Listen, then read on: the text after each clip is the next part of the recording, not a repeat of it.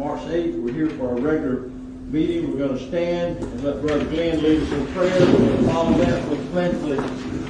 Glenn? Father, thank you that we can come to you, Lord. In this world that so much is going on, we know that you're the constant in our lives. Just ask you to be with us today, Lord. Rest this meeting with your presence. I ask you to guide us in everything we do. Let everything be done that will be pleasing you. It's in Christ's name we pray. Amen. Pledge allegiance To the flag of the United States of America and to the republic for which it stands, one nation, under God, indivisible, with liberty and justice for all. Thank you.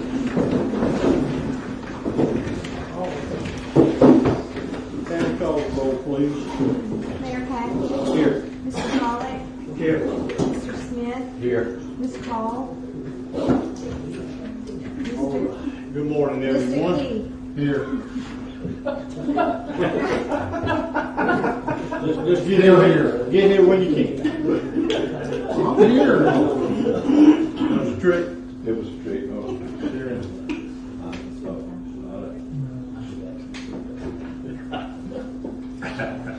Okay. Here we go.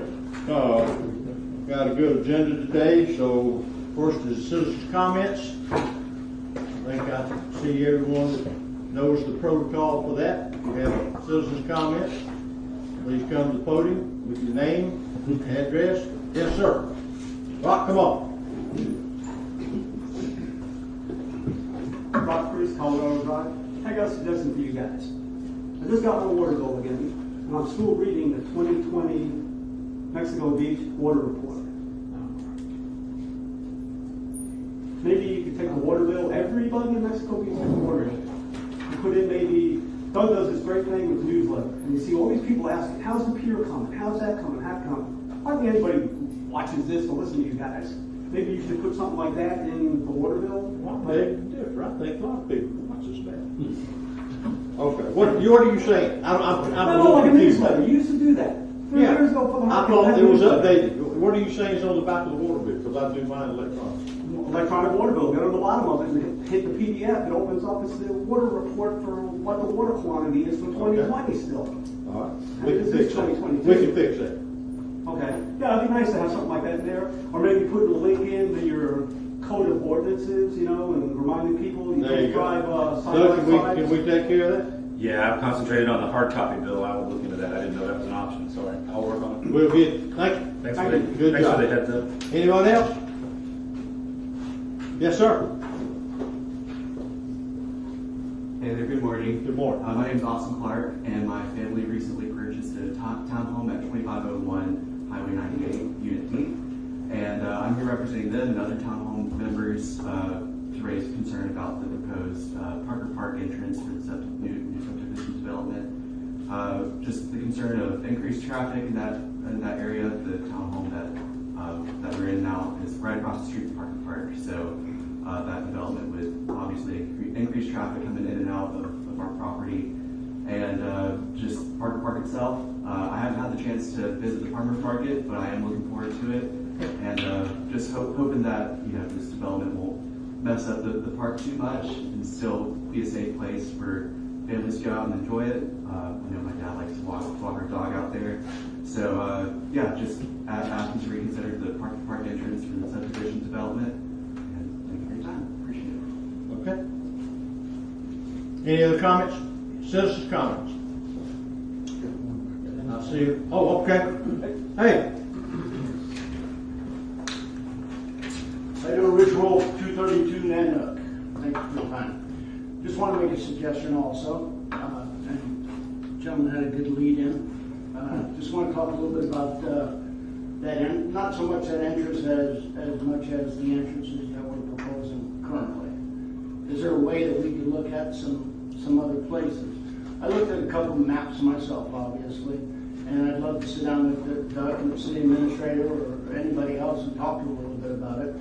But after the storm, one of the things that occurred was we used 15 as a way to 386. And you can go down, make a right, you can go through the Gulf, go to the Bay, you can go to the Gulf, or you can go make a right and come back on 98. I know that the road coming back on 15, there's a road, Joe Road. Joe Road leads to a piece of property that's owned by the city, I believe.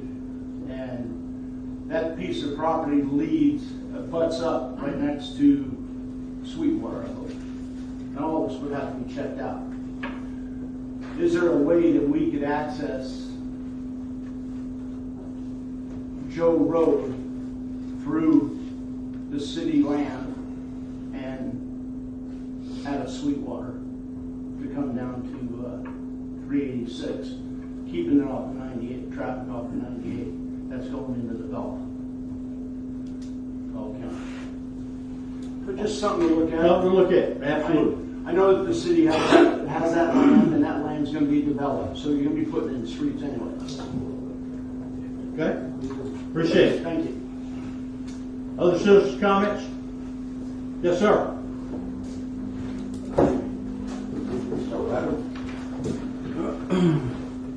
Hello, Rudy Martinez, 2502 Highway 98, around the corner of 26 and Highway 98. So, the new planned throughway that's going to be going through our street in Parker Park. I was talking to a couple of people on our block. We know that there had been plans at one point to have it going down the commercial side of town, down 30th. It seems like that makes the most sense because, from what we understand, having that much traffic, especially when you're going to have a boat ramp on the other side of it, it's going to make it a nightmare for us. So I'm wondering specifically, why not have it on the commercial side of town? Why not have it going down 30th Street where you're not going to actually be impeding people who are going to be getting to work in the morning, where you're not going to be having that kind of traffic in a residential neighborhood? So that's my primary concern. Thank you, sir. Yep.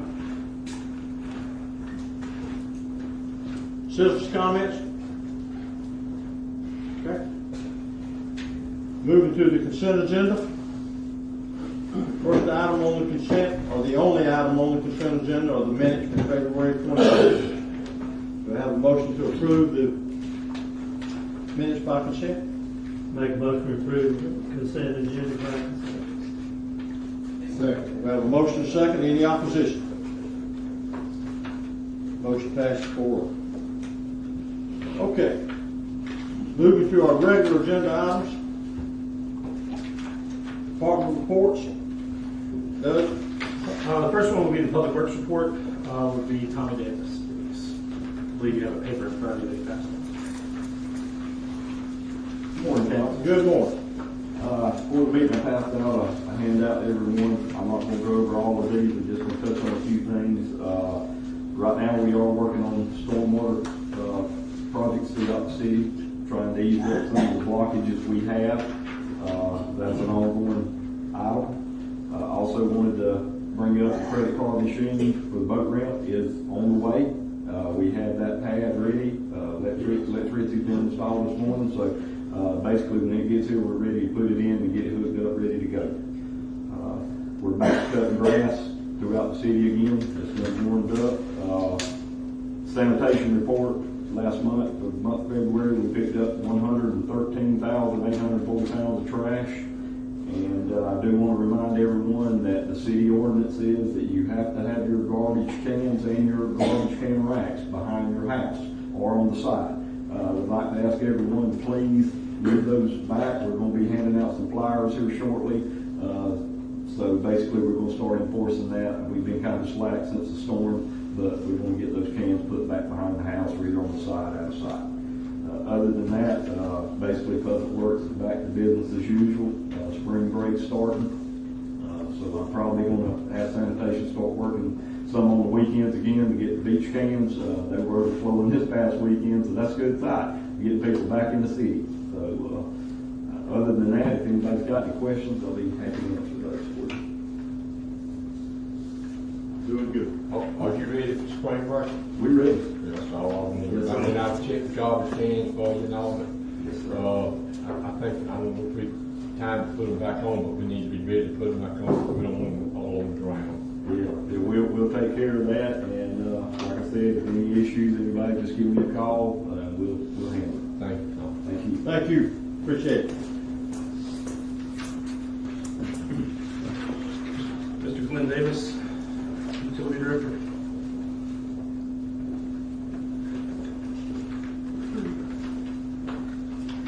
Good morning. Morning. Want to report the high service went very dry. We also went in to adjust the PLCs on it. It brings, and very positive, it brings stability to the water pressure. We happen to have a fire out of the hydrant, the pumps are remaining stable and not cycling on and off. It's been very positive. Hopefully helps our ISO rating tomorrow. Working on cross connection control backflow preventers.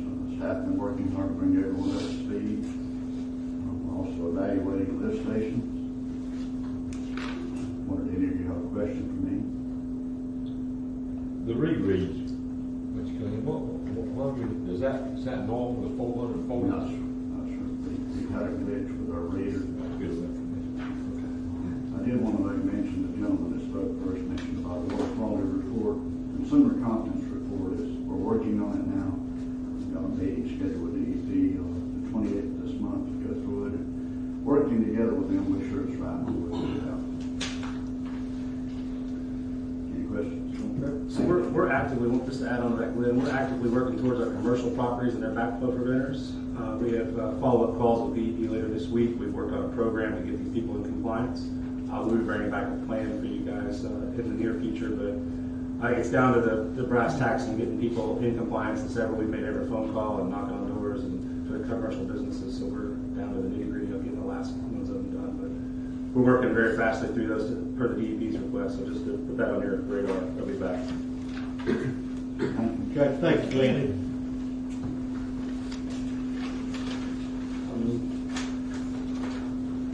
Lieutenant, you're up, sir.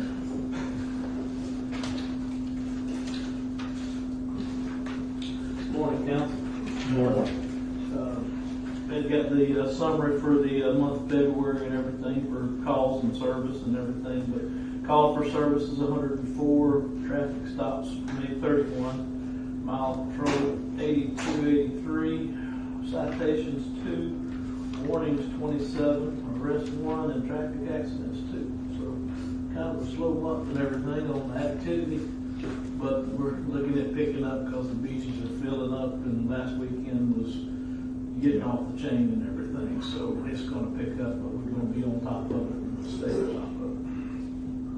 If you don't mind, can you discuss the parking by the golf carts up by the stop signs? Yes, sir. We've been talking about that and everything. I think with the city ordinance in place and everything, and the golf cart not being a registered motor vehicle with the state of Florida and everything like that, is not privy to the same thing as a regular motor vehicle parking up next to it. In essence, it's 30 feet from the stop sign. If you're going to park a vehicle, you can't park it on oncoming to the stop sign. But with the size of the golf carts and everything else, city ordinance, and it's coming up to 98 and not parking on 98, it's the city right away, city property and everything else. I think we're going to be good with this. We'll keep an eye on it, stay on top of it as far as anything that gets overly populated and stuff like that. We've been getting some comments about Fifth Street and kind of line of sight and stuff like that, just to bring it to your attention. Okay. Are we good with it? Good. I want to tell you, thank you, because he is a firefighter. Well, then, absolutely. What you do and your fire chief and all of those people, I really appreciate you. What you do. Part-time job like you.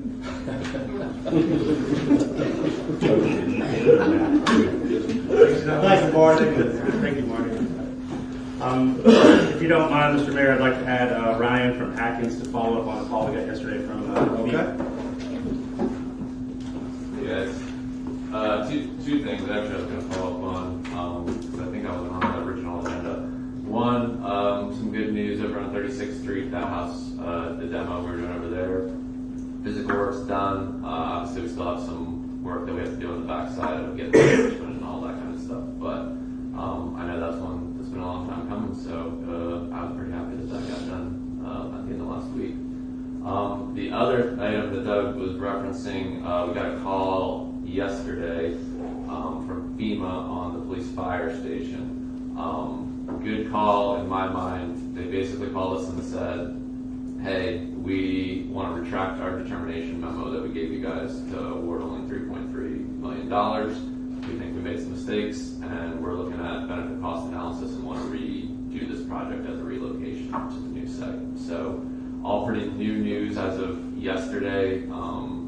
Next steps, we don't quite know what they're going to want from us. I'm sure there's going to be some communication to try to hash out what, if we agree with all their costs. But I think my takeaway from it is we're going to go up from the dollar figure we had. There's no way we're going down from it. So I was really happy about it. Doug and I actually high-fived in the conference room yesterday, so it was good news. That was Great news. Very good. Anyway, want to give you guys that All update, right. and we'll keep you posted on everything as it goes forward. So that puts our appeal on hold, by the way. Yeah, our appeal is on hold, stops everything, and they're going to reevaluate essentially. Thank you. The only thing else that I'd like to add, sir, is special thanks to the fire department, Sandy Walker and his staff. They were called into duty on Friday afternoon, Friday evening, up until about 2,200 hours on Friday night to fight the fires over on Atkins Road. They were out there and handled their business just like everybody else, and I think it's pretty cool to get called across the bridge to handle something like that. And they did an excellent job, and kudos to Bay County and all the government staff and everybody that kind of made that fire less eventful than it could have been. And they're still working on the larger fires, of course, but I'm proud to have the first responders that we have, and thank you very much. And then, like Jerry just said, Marty left hightailing it down the road yesterday to go fight a fire in the middle of the day and came back to work. So it's pretty cool, our first responders, and I just want to make sure I publicly thank them. Absolutely. All right. Number 2 is a forestry presentation. I'll kick that one off. So we have in your packet, you'll see a PowerPoint presentation.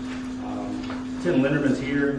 He's going to kind of go over that. We were supposed to have Jeff Johnson here, who's a forestry agent with the forestry department, to kind of back us up a little bit, but he got a little tied up. He did not actually tell me he wasn't coming back, and assumed he's not coming because they're out there working very hard. But the idea behind this product was to start with trees because of the water table, and they look pretty, but as we dig into it, Tim's going to go over some of the ideas and things that we have going forward. This is really discussion to make sure that I'm on the same page as you guys versus our tree programs and what you want to see in the future from us, so that with grants that we're going to pursue and Arbor Days and things like that. So I'll turn it over to Mr. Lindeman, he's a resident here in Mexico Beach. He's also helping us voluntarily with grants, and he sits on our P&Z board, which is a different hat. Good morning. So I think I'm helping Doug. You may say I'm actually more of a pain a little bit. So if you'll turn to the second slide, marked background at the top. So I want to point out, well, first let me say that everybody knows about the devastation our trees had from Hurricane Michael. The forestry department did a comparison study, a canopy assessment, prior to Michael and after. And the chart you see on the right side shows that tree canopy lost and what we still have. Their estimate was, and this is initially right after the storm, that we started with a 42% canopy throughout the community, and we're now at 15%, we're after the storm 15%. I would tell you that I think after our next update and we actually do a tree inventory, much like Panama City, we're going to discover that it's probably closer to 70% or greater. And part of that is because trees that were damaged in the storm, wind damage or had saltwater damage, they continue to die several years later. And if you just look out back, you can see the devastation. So we understand this had a direct impact on not just our quality of life, the beautification of trees, but on our flood control or capability impact of flood control. So some of the objectives that we have developed as part of this for our tree recovery and the program is not only to improve the quality of life of the residents, but to get community involvement in this program. I think it's very important. You'll see how important volunteers are going to be to this program as we go on. It's also important that it's a sustainable program. So what we do today is not just to get trees for the next year, but we look at the long-term vision of this. And I'll add this. I'm not an arborist, I'm not a tree hugger, but as Doug mentioned, I have come to the conclusion and understanding that this is way more than just planting trees for beautification. That's right. And you'll see that in our plan, it's important that we incorporate this in many of the things that we already have done. The recovery program, the stormwater management plan, our green space plan, and the land development regulations in the comprehensive study. There's been a lot of work done already, and I think if we fold that into this, that will help with our erosion control, our water table absorption, flow into the Gulf. So that all needs to be tied into this. And lastly, we're trying to become a Tree City USA. So if you'll turn to the next page, slide 3. So we're working on becoming a Tree City USA. In Florida, over half of the cities are tree cities. And why is that important? I think that you'll see as we develop this, it provides a framework, as I said there, to manage and expand our public trees. It's primarily focused on yards and green spaces. They provide expertise in information, education, packets to help with this. And part of this is if you're a tree city, then you are also qualified for other grants. And I'll give you an example. The Bank of America requires that you be a Tree City designee to receive their grant, which could be up to $50,000. And there are many grants like that are prioritized for Tree City, including the support that Arbor Day Foundation gives to Tree Cities. There are 2 other grants that we're going to apply for. The application opens up this summer, so it actually won't be awarded until next year.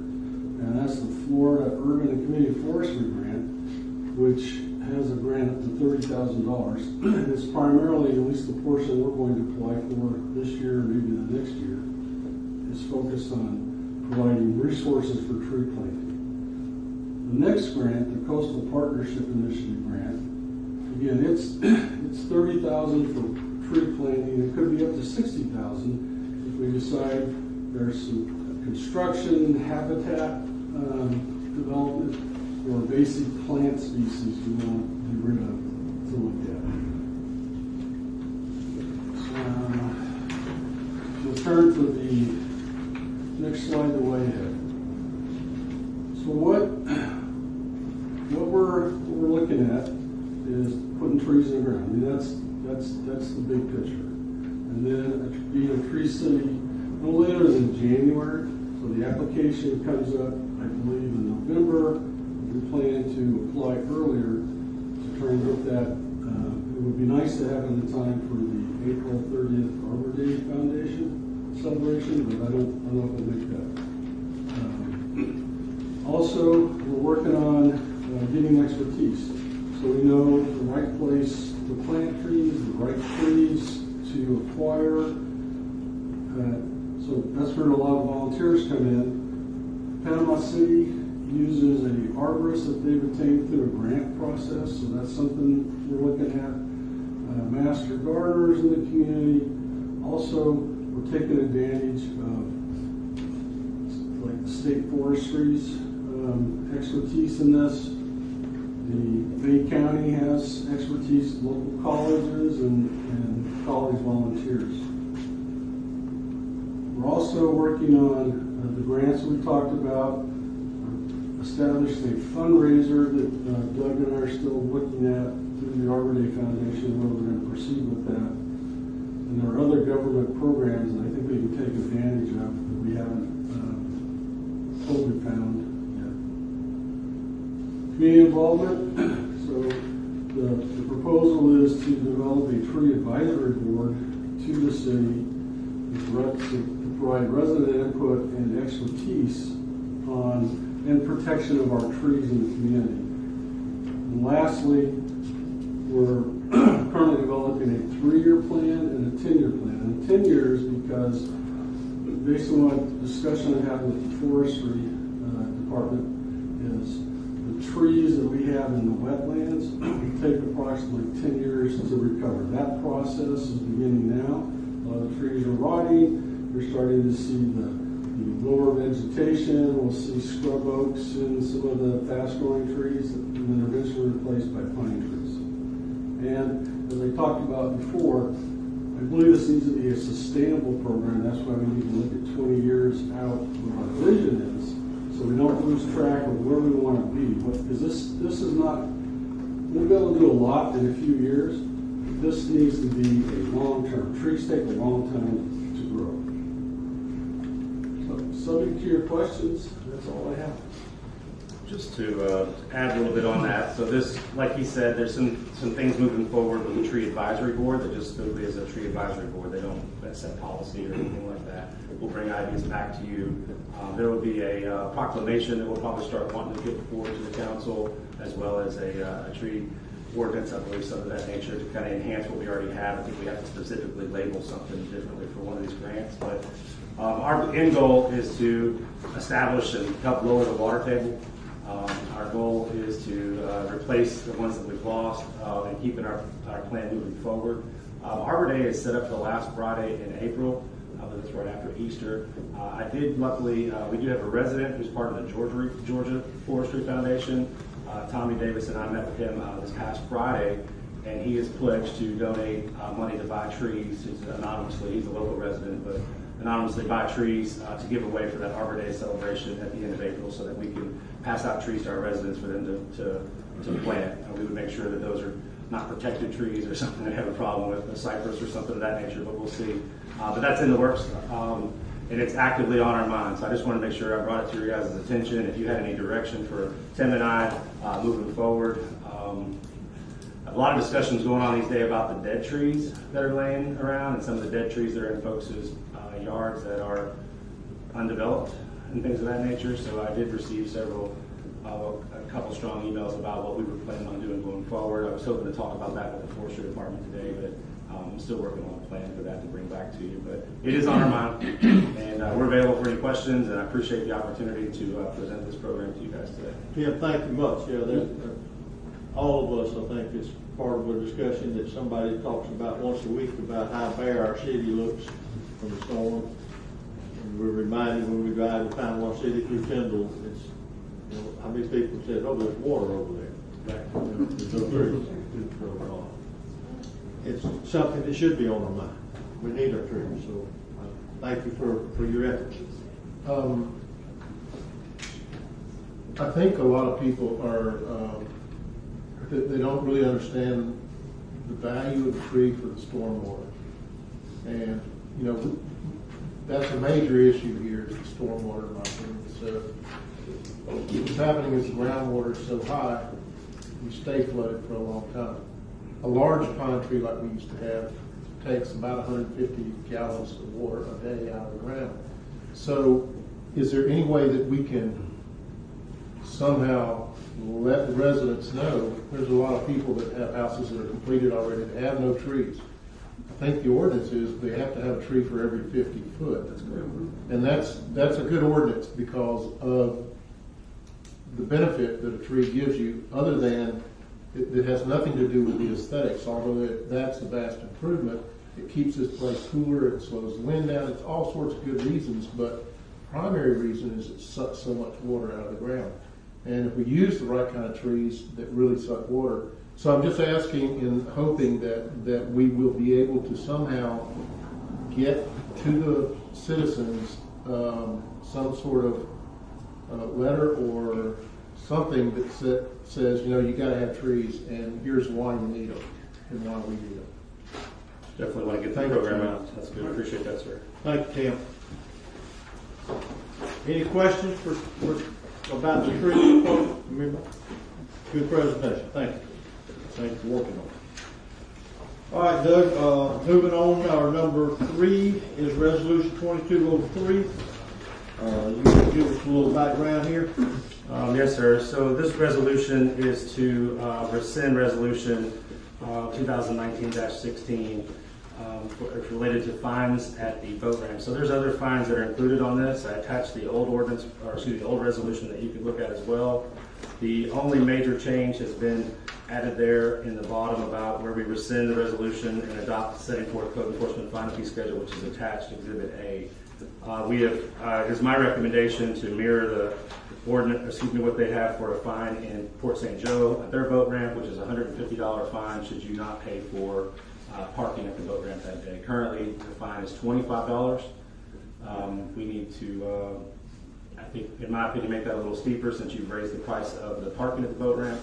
And again, my change to this has no change on how much it costs to park at the boat ramp, only for fines related to not paying to park at the boat ramp or having the appropriate placard. That's the first part of my discussion, and then I would like to discuss a internal policy related to purchasing of or picking up of your parking passes at the boat ramp after this first discussion.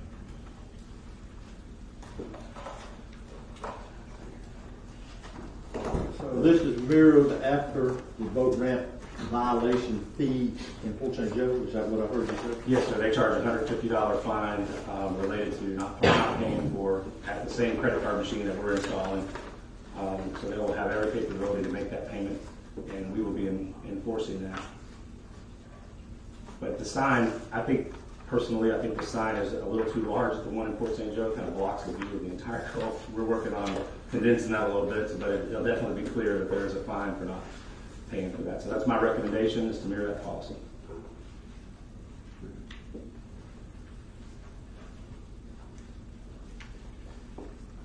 Well, I was a little concerned on the animal violations on the beach. $25 each. I did not address any of those other ones. So I can bring that back at a later date if there's other ones you want to change, or can we amend that? Yeah, they could just stay, if you decided today, you want to amend it, you just do that. Well, I'm for the fine on the boat ramp. The scallop season down at Port St. Joe, it's like we do a lot of traffic, and I think we're working on some way to enforce it. That's going to be our key thing. But I think me and Lieutenant and Doug has come up with a way that'll help us, that'll pay for itself. We just need to get in line with it. And it was the way it was. If you didn't have it, you could go to City Hall and buy a sticker for $50. That's what the fine was. And we didn't get a fine for doing it. So we need to have a fine that says when you don't pay, you got to pay one way or another. It may push people for the annual boat pass purchase a little bit more. This will help us with our long-term goals of paving the parking lot, as well as to extend the boat ramps, or maybe a match that we have to provide for that if we do collect more fees or fines, either one, whichever one it is. But I believe it's a little overdue for that price range.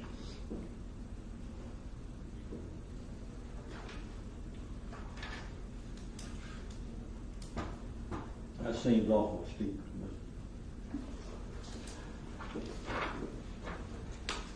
I mean, $150.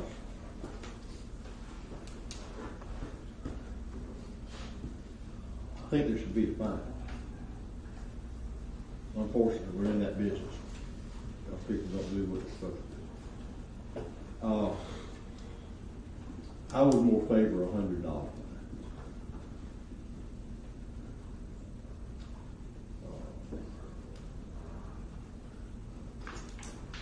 What is it currently? 25. And the permit is happening, but see, you're going back with the permit, it's $100. $100. So they can come buy a permit for the same. For me, I'd rather buy a permit. I would too. Than pay a fine. I agree. And I do think that while St. Joe has we deal with an awful lot of people here that are either property owners and or out-of-state renters. I mean, the whole goal is to enjoy what we have. A fine to me is just says, hey, do what you're supposed to do. I'm not trying to put them in jail with it. And that'll ruin it. I don't know about the collection process and how that works or how good we are at that. But I think the dog ought to be $100. Certainly not 25. I get a lot more phone calls about dogs than I do people don't pay $20 or $10. But anyway, that I'm in favor of an increased fee. It seems to me that $150 that's the highest fine on this sheet.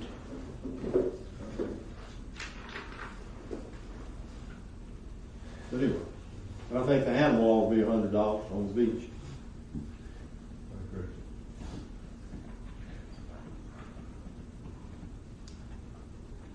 So with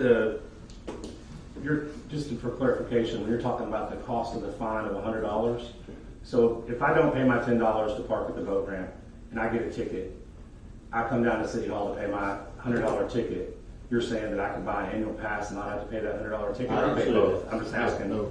You pay both, right? Would you pay $100 Yeah, I don't think coming to pay because you've got a fine should relieve you from paying the fine. I don't disagree, but I'm trying to be clear. Sometimes people come in and say that. I don't want to pay the $25, I want to buy a $100 pass. Well, they should have bought that before they got the fine. Exactly.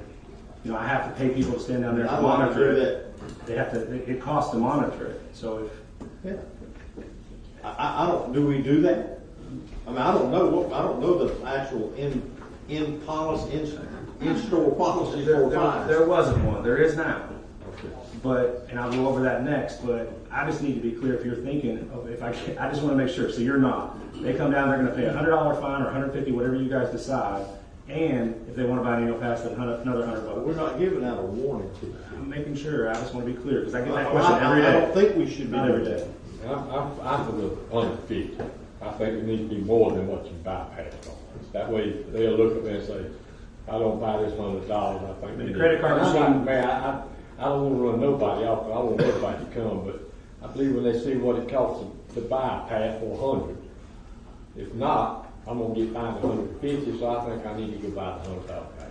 And for recouping of the fine, just think about this. So if Kathy pulls up the code enforcement to check a license plate and runs a license plate and calls down to City Hall to find out if that person has a permit, and then goes through the process of finding the ticket, now they're getting sneaky and putting a piece of paper up on the top of the window, and she has to take a picture of it and figure it out. She's probably there 15 minutes. So you think about hourly rate, 15 minutes, and if there's 50 boats in the parking lot, she's checking them all.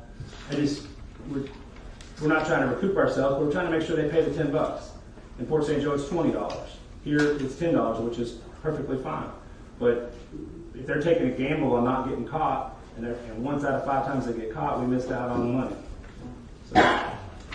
Well, with a credit card machine, it should be easier to pay the fee. Should be no more IOUs, that's for sure. We're still collecting on those. Okay. Well, I like $100 on a dog, and I go along with $150. Again, by making it easier for them to pay it. Well, I think 150 is better too, because it's really not necessarily that we're trying to get that money out of them. We're trying to make them think, that's a lot of money. Let me do this. So I think 150. If they launch and they see the sign at $150 and they don't do it, then they need to pay $150. Because that's just being totally irresponsible. Personally. And 100 for the dogs is fine. I'm good with that. That would be the second one, bringing permitted animals to the sand beach areas. You're talking about that one, not the one that says animal violation, correct? Yeah. There's two. So the one would stay at 25, and the other one would be proposed to go to 100 as well. I don't think there ought to be any $25. This is our chance to fix it. I think any $25 fine should be raised to $50. I agree. other than the one for the dogs on the beach. Right, but, well, right, that one would be specific. I'm talking about all the other $25 fines, regardless of what they are. Should be $50. You know, we got so many signs up there about animals on the beach. If you don't see a sign, something's wrong with it. We've been down that road. We know what they said. All right. Do we need any more information on that? Yes, I have one more question. So, Well, let me ask you, before we move from that, don't we have to, if that is this an ordinance? This is a resolution. Okay. Never mind. So, just going down the list, just to make sure. So display prohibited signs has changed to $50. Animal violation, C-specific violation has changed to $50. Bringing permitted animals to the sand on the beach would be $100 now. Further down, failure to remove dead or damaged plants would now be $50 instead of $25.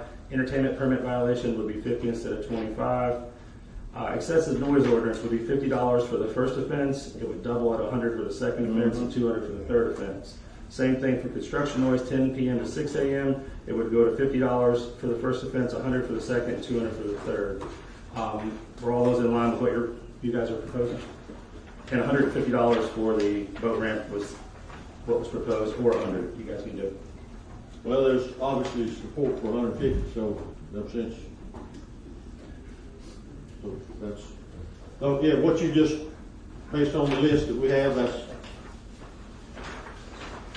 So Clint, we could amend that list, attach it, and they can approve that current. Yes, the resolution, the wording of the resolution will not change at all. You just simply have to do with the stipulation that you're going to, what you just said in terms of what you're creating.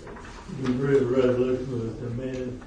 Yeah, you can pass the resolution just like it is with the stipulation that you're making those changes in Exhibit A in the resolution.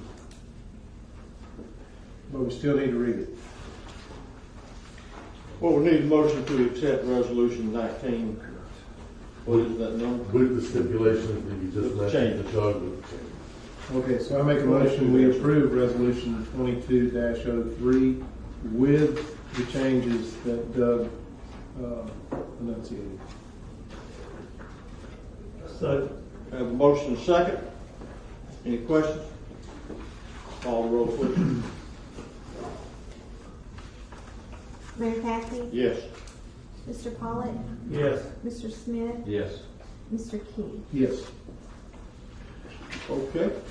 What else, Doug? I just want to follow up on an internal policy to make sure that we're all on the same page on internal elections, seeing that I'm new here, and I just want to make sure there's some stuff that's been brought to my attention on how we pay for a few things related to boat ramp parking that I want to be clear on.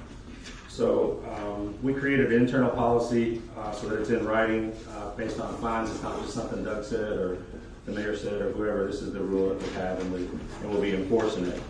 Currently, it has definitions related to residents, full-time residents, and non-residents.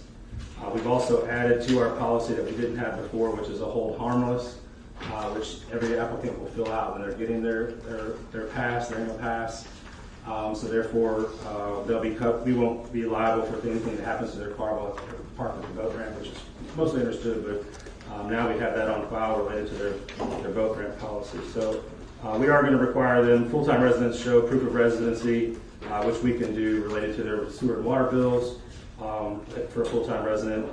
And then we have people that are going to be part-time that must show a rental lease of 1 year or longer, for people that are renting. The really thing to classify here is currently it's a little wonky with the way people, if I'm a full-time resident, I live in Mexico Beach, I come up to the window and I say, can I have my annual boat pass parking pass? And they say, okay, here you go. After they verify it, here you go, Mr. Bayer, here's your pass. And then I say, well, I'd like to have one for my other car because sometimes I take my other car. We give them another one for free currently. So now Doug Baber has 2 passes and I can do the right thing and put them on both cars or give them to my buddy or however it works. I don't know where it goes after it leaves there. So I'm proposing that the 1 permit per household will be issued free of charge. Should any qualified resident or full-time resident need additional permits, they'll be charged a $100 fee for each permit.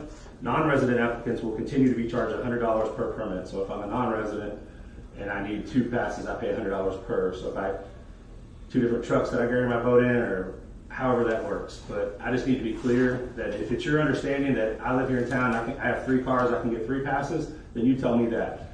I think it should be, you get one for your main vehicle that carries your boat, and then you buy another one if you need it. I'm not talking about replacing for one if it was stolen or something I happened. always thought it was that way, I'll be honest with you. You know, I didn't know any different. Did y'all? Well, Yeah, I did know it was different. Oh, you did? Yeah. Oh, okay. See, I didn't. I lost you guys. Because I have at least 2 vehicles I pull, a boat, depending on which vehicle I'm on or which boat I'm pulling. I know it too. I think And actually have 3 with Lucretius. And we, from time to time, pull with a different one for some reason or other. A lot of times, well, this year, my truck's been broken most of the time, so. Sorry about that. Anyhow, and I would be against having to pay $100 for that kind of stuff. Why can't we say, okay, you want 3 passes, give me a tag number for each one of those? I mean, it would be on there, wouldn't it? So We currently do that. We get the tag. So you can check that. So if they give it to their buddy, then they're in trouble. It's just another thing for the code enforcement to check at the boat ramp one by one. You have to go ahead and physically read the tag number that's on there instead of seeing that, okay, that's a boat ramp tag. You're good there. But then you have to go read what tag it's on. Well, I just hate to be penalized, and I hate for any of the other citizens to be penalized because of crooked people. Personally, I just think it's, if you're a citizen and you're going to get a free boat pass, you ought to get a free boat pass for whatever you pull it with. And if it's 3 separate ones or 2 or whatever, that's my opinion. I just need a little clarification because it's both ways right now. a recommendation, just a recommendation would be get 1 pass, just get 1 sticker. And then if that truck breaks down or something, then you maybe go to City Hall and get us a little pass we can stick in there and say this is good for the weekend or something. I don't know if that'd be more trouble than it's worth, but They may not be here stickers. Saturday. That's the trouble. A lot of times that's when I get to go is on the weekends. I agree with you. I mean, other than that, I don't know. I'm gonna be kind of ill buying $200 worth of stuff that's otherwise fine on the one. And I'm not being crooked. And those that are giving it to their buddy, and I don't really know how much of that goes on. And We have more than, a lot of people asking for multiple ones, so I just need to be clear going forward, because I don't want to start charging somebody and it comes back to you that I'm charging somebody. But to me, I don't know how many other people actually have the 3 that they need to carry it with. Like I said, usually one bad apple runs it for everybody, and that's what generally happens. But I think if you got 1 pass, they'll figure out how to get the truck down there. I think we're making it way more about this, in my opinion. There's 1,000 scenarios. You buy a boat pass. You get a boat slip. Maybe don't put it on your truck if you got 3 trucks and you don't know which one you're going to use. Maybe you have to stick it in the windshield and make it where the pass is transferable. I don't know. that's what I'll do. I'll put a magnetic That's what I strip mean. on the Make back something. line and I put it think on people the will tag. figure that out. I think we're in the weeds here. so we get, I'm for 1 pass. and then if they need an extra one, they pay full price for a second one or a third one or 4th one, whatever they want to do. correct? What'd you suggest? $100 for a second one. Otherwise, they could get it. They got it. I just need to be clear. I'm gonna take the marching orders and go, but I just want to make sure I'm on the same page. Is that good? I just think that's. $5 million boat, he paid $100. Or $10 for parking. All right, we got any more beat up on the boat ramp deals? Done, sir. I'm sorry about the voter. That's it. All right. Next time we'll work on the dog. Yes. Okay. Let's see. What would we have? Good number 4, task order. Item number 4. So David and Ryan are both here. This is presented by Ryan with Atkins. If there's any questions related to the task order, David from Dewberry is here as well. So Ryan. Which one is this? Sorry. This is the number 4. This is a task order for professional services, lift station bypass pumps. Yes, this is a HMGP grant that we got to do bypass pumps on 3 of the key lift stations in the city. Yeah, happy to answer any questions. I guess first, we have to do design through Dewberry to get that done. So this, what this task order is, to just get the design portion done, and they'll do bidding services and all that. All right, question. This is some infrastructure money that we're using for this, but why are we, explain to me the issues at lift stations 9, 11, and 13. There's no issues at them. This is a mitigation grant. So the HMGP program is called like a hazard mitigation grant program. So through HMGP, you can do things that aren't like direct replace from this from the storm. So it's things to try to kind of protect your infrastructure so that there's future storms. They'll basically withstand it better. And so these are add-on bypass pumps so that if, Add-on. Yeah. So everything's functional like it is. Yes, sir. These are, I think, 3 of the major lift stations that everything kind of flows to. So what the city's looking to get it's a contained unit, it's on a skid, so it's a diesel powered motor with the actual pump itself. And then we'll just go through and change the flange work, create a concrete pad for it to sit on, and do a little bit of electrical, so that way the city can go in and just fire that thing up, power outage, and the lift stations are still working. Yeah, it's basically a backup to make sure that those 3 key pumps are able to keep working, or 3 stations are able to keep working. I think we need backup. Yes, sir. Those The city needs more backup, Mexico Beach. We don't need backups. Why we need backup? I agree with that. That's a good way to say it. Yeah. All right. Okay. I follow what we're doing. Any question for Ryan? Okay. Question for David concerning How, time frame, maybe this could. The long lead item is probably going to be the unit itself. I don't know if Probably it's we can have the design done pretty quickly. I think we got to do this and bid it out. So just make sure I follow. This is something that we will store somewhere. These are permanent on site. These are permanent on site. They're on skids, so if the need ever needs to arise, you guys can go get them and take them, Right. maintain them or something. But They'll be hooked up, ready. It won't be take them out there, hook them up. They'll be sitting there ready to they'll go. have the ability to stay there ready to go. No wheels. Is this replace these rentals I see around everywhere? No, this would be a add-on. Again, an add-on to those stations as they are. We've eliminated the rentals. I mean, most of all of us, except for the one that we're working on now. Okay. Yes, sir. Do we have a discussion or, thank you, Ryan, Yep. for motion to accept the task order? Price. Yeah, it should include the price. So it says what it is, it's not to exceed. Well, it does on your minutes. I believe, item number 4, the task order, $21,802.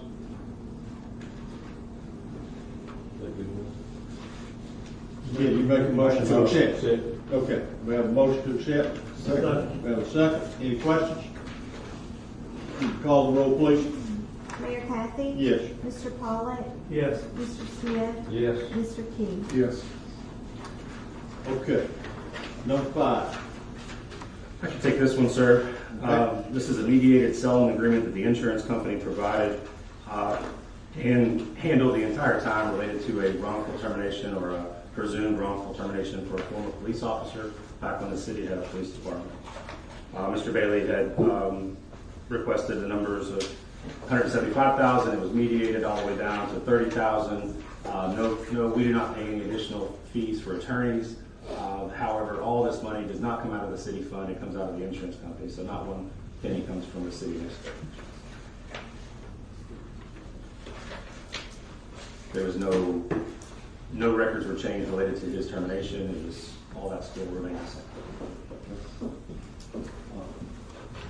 this requires council approval to accept, correct? Yeah, I negotiated on behalf and bring it back to the council to approve.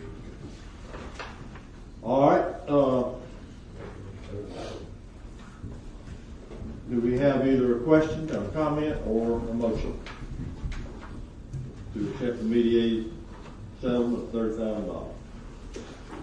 I'll make a motion, we accept the mediated settlement agreement for $30,000. And this includes the mediator. And I think it's another $400 mediator cost, but we don't pay that either. That's all out of the insurance. Insurance company pays all costs. All right, correct. So I'll make a motion. Okay, we have a motion, we have a second? Second. Have a motion second, any further discussion? Call the roll, please. Mayor Kathy, Yes. Mr. Pollock, Yes. Mr. Smith, Yes. Mr. King. Yes.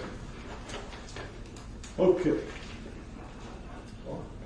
Talk about a little bit about Parker Park, sir. Okay, you're still up. I have passed you some maps that you can see there related to some proposed designs. I've been working with Dewberry related to these designs for this park. You also asked me to bring something back related to what the gentleman at the last council meeting proposed to show that if it was feasible or not for Parker Park entrance, should they want a 50-foot wide road that would include a sidewalk. So you have in your packet, you have a picture of what we've worked with. So just to be a little bit of history, in 2016-17, the city actually worked on a plan for Parker Park. All of that is included in this plan. We're not making drastic changes, just kind of shifting a few things around for where things are located inside the park, but it still has everything that was proposed in 2016 and 17 in concept. We've added the deck is part of the discussion. That's a 60 by 120 foot wooden deck at the bottom that would set up as a 98 where people could actually walk across from 98. You could also host bands on that deck or have events or rent it out and use that as a stage, things of that nature. So that actually expands our parking lot more so that we don't have to push people back into that area if they're sitting in that open field where the amphitheater style was. So that's the first major change. Please remember that we approved a task order for FEMA for the changes that they're going to make, which include a fence along the road of Parker Park that backs up to those houses. It covers a majority of the sidewalks that are listed inside of here, and also the reconstruction of the bathroom, which is still under design. So all of those things are separate and different from what I'm talking about here. Just recently, the BOCC for Bay County approved $75,000 for the city to use for this park for us related to the Bay County Leadership Bay County program. They proposed to put in a large playground with a lot of landscaping and stuff in this park. They'll have a resiliency playground that they're going to call it, as opposed to some kind of a statue or something related to Michael that may dwell on the topic of what happened during Michael. So all that's being proposed. I will be bringing back pictures of this proposed playground and amenities to you guys for approval. But we have up to $75,000, which I think is excellent for us to maintain that playground, as well as any kind of landscaping that we'd like to use. So they're going to come back with that. The parking lot is the same. We have moved you can see the restroom is back to the back corner as opposed to in the dead center where it was before. That makes it a little more functional in the back, near where we would have the sidewalk and handicap parking spot. There's a 30 by 40 pole barn that's essentially set up there, kind of similar to the one we have in the back of City Hall, 6 by 6 beams with a pad. Could have some picnic tables for seating under that. I have received some bids on that for the pole barn, because as we host more things there, it's becoming evident that we need some shade cover as the summer comes. That's anywhere from around $12,000 just for the pole barn without the pad. So we could move forward, if that was your direction for that, sooner than later. We actually added back in the back behind 26th Street on the back left corner, you can see where it says overflow parking. That's actually the city's property back there. We would not need that for anything additional if the road did go through. If it didn't, we could still continue to use it as parking in the back like we have. Currently, 26th Street has an exit, which is more of a back way out of Parker Park could be. I've been told that they had a gate there at one time that was closed off, so people couldn't really go into that traffic, but I don't know if that's true yet. But that could be more parking as well. So we're trying to add as much parking as possible. You'll see a kayak launch, which was something that was asked for by the residents way back when. And I think it's going to be an excellent park. Open up a lot of for the center of the town right there on 98. It look like a very nice park for our residents. I'm open for any options, discussion, comments, change of plans, whatever you want me to do.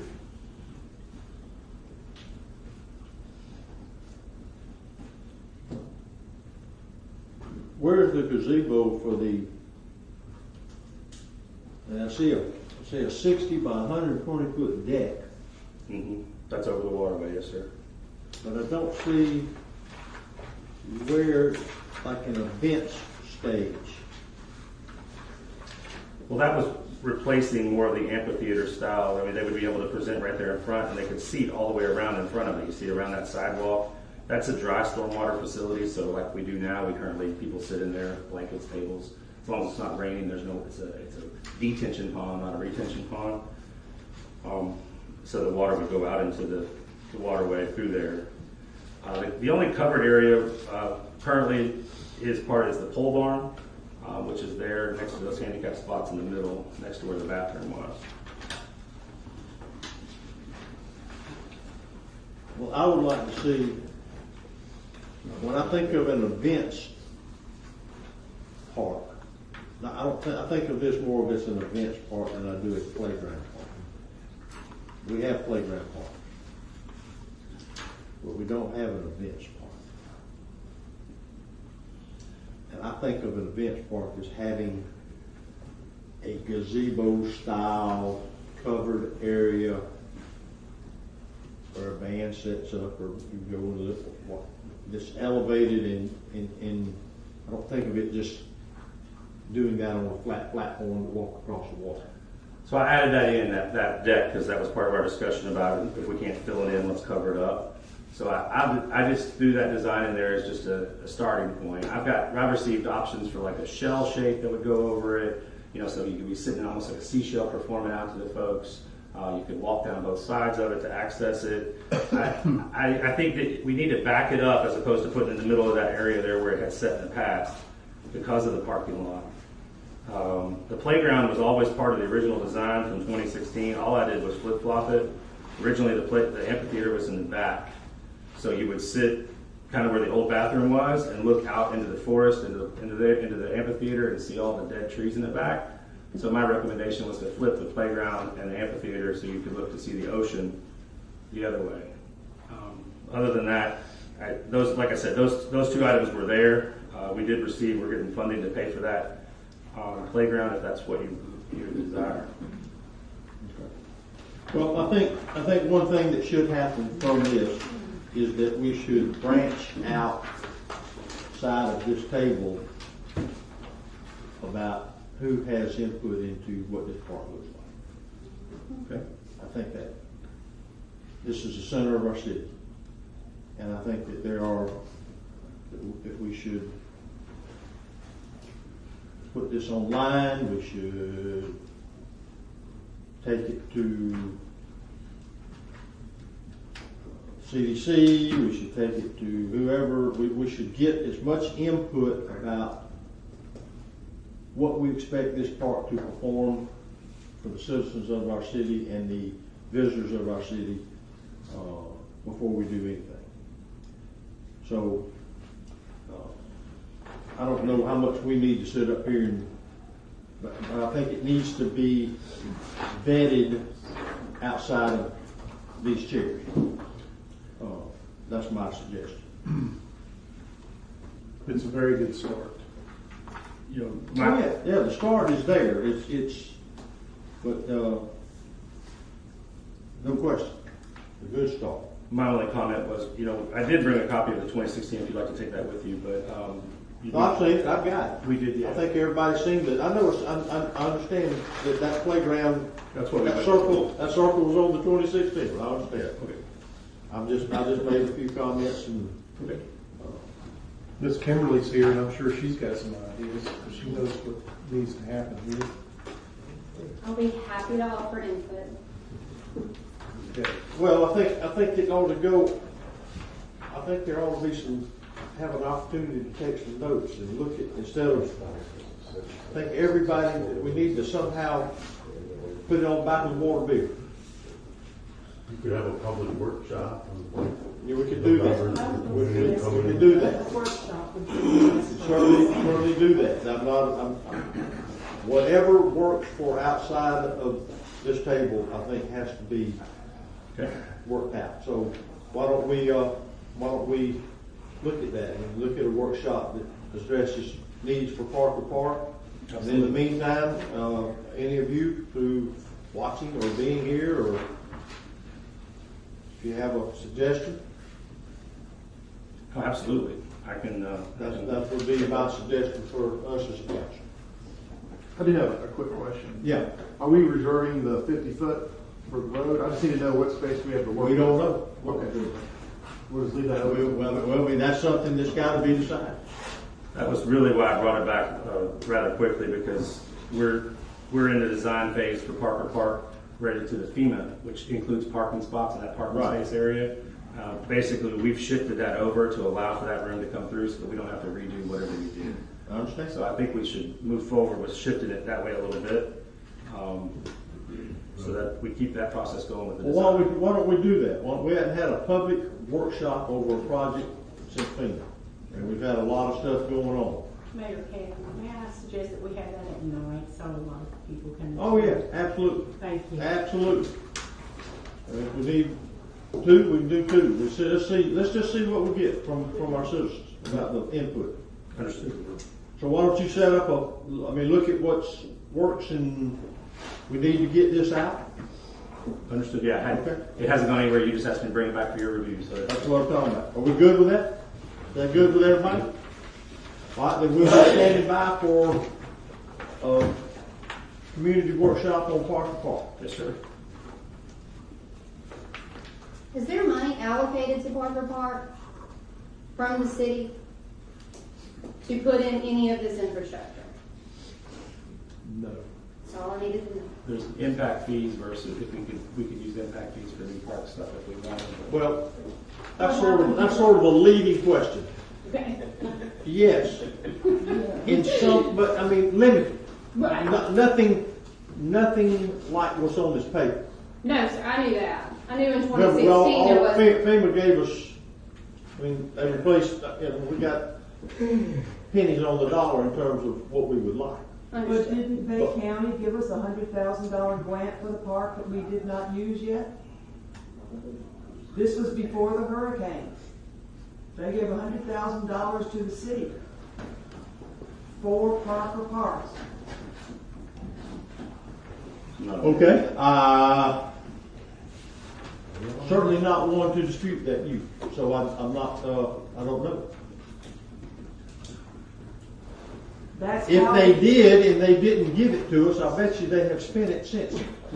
That is why we had the two designs that the public voted on, which one they wanted, because. We'll make a note and say we were told we got $100,000 that they didn't give us. See what happened. Trust me. We got it. Trust me. We got it? I'll look into it. I have no idea. Okay.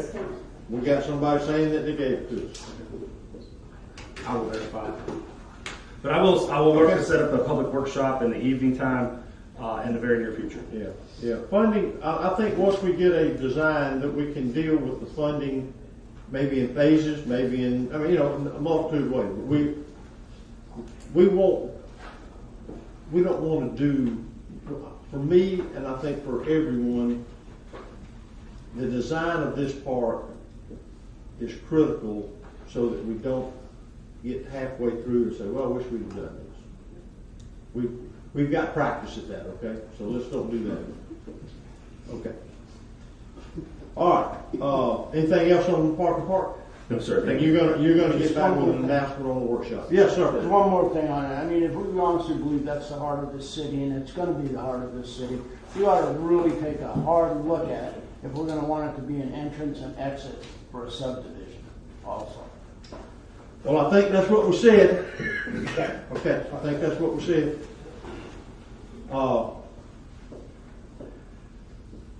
The ball's in my court. I'll take it from you. Ball's in your court. We'll be standing by. Sir. Okay. The next item for discussion is the city attorney proposal review. If you'll remember at the last meeting,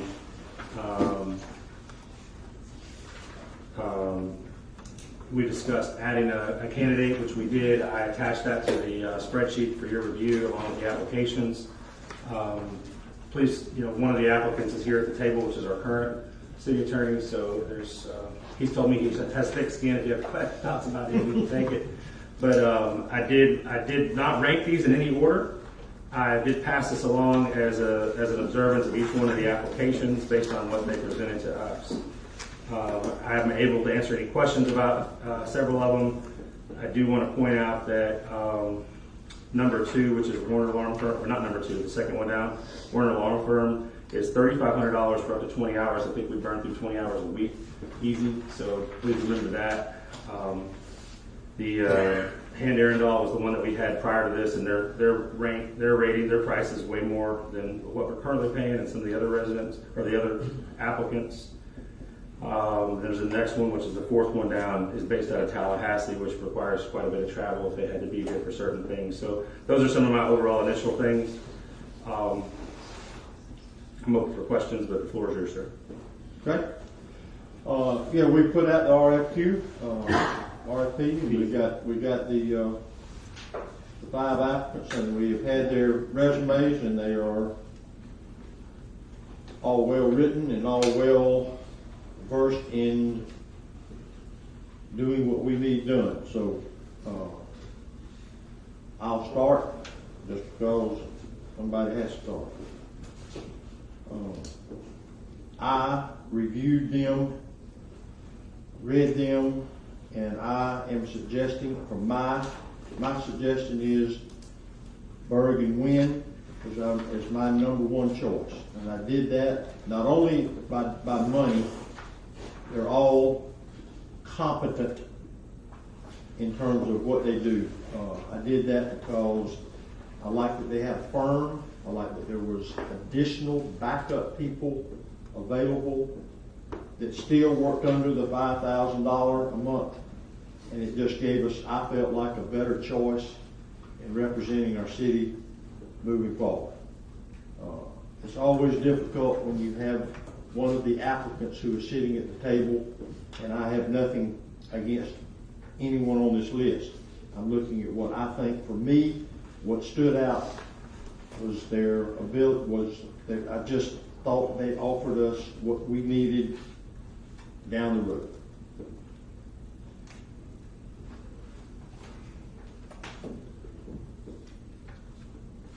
I'm through. Well, I think Clint be good for us. He would be my first choice, and then Burton Wren would be my second. A lot of what you just said out. That's my 2 choices. I'm the same as Bob. I think Clint has been here, and I do like the young man back in the back of their resume, or what it was. It was very well written, just like not all of their letters. And I enjoy reading some of them, but I believe Clint's been here, I don't know how long he's been here. To me, he's doing a good job. He'd be my first pick. And I do like the Berg Wynn law firm. I do like it too. I'm going to do it clean.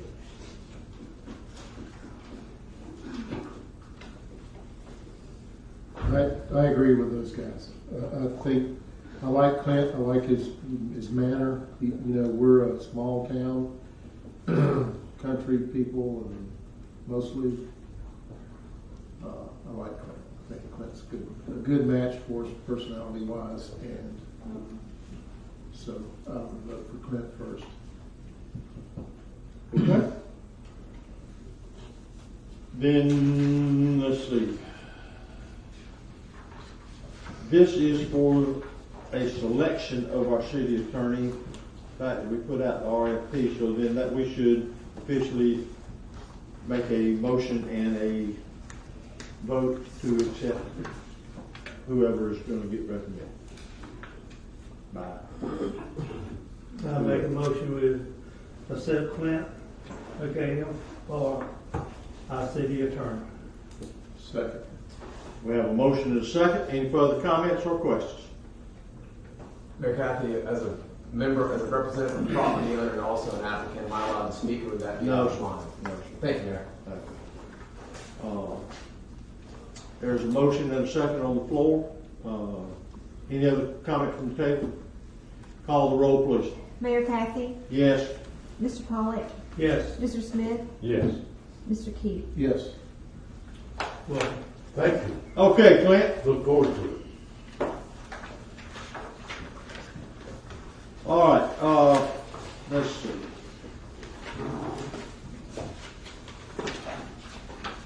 The next one is I have to get number 8. Yes, sir.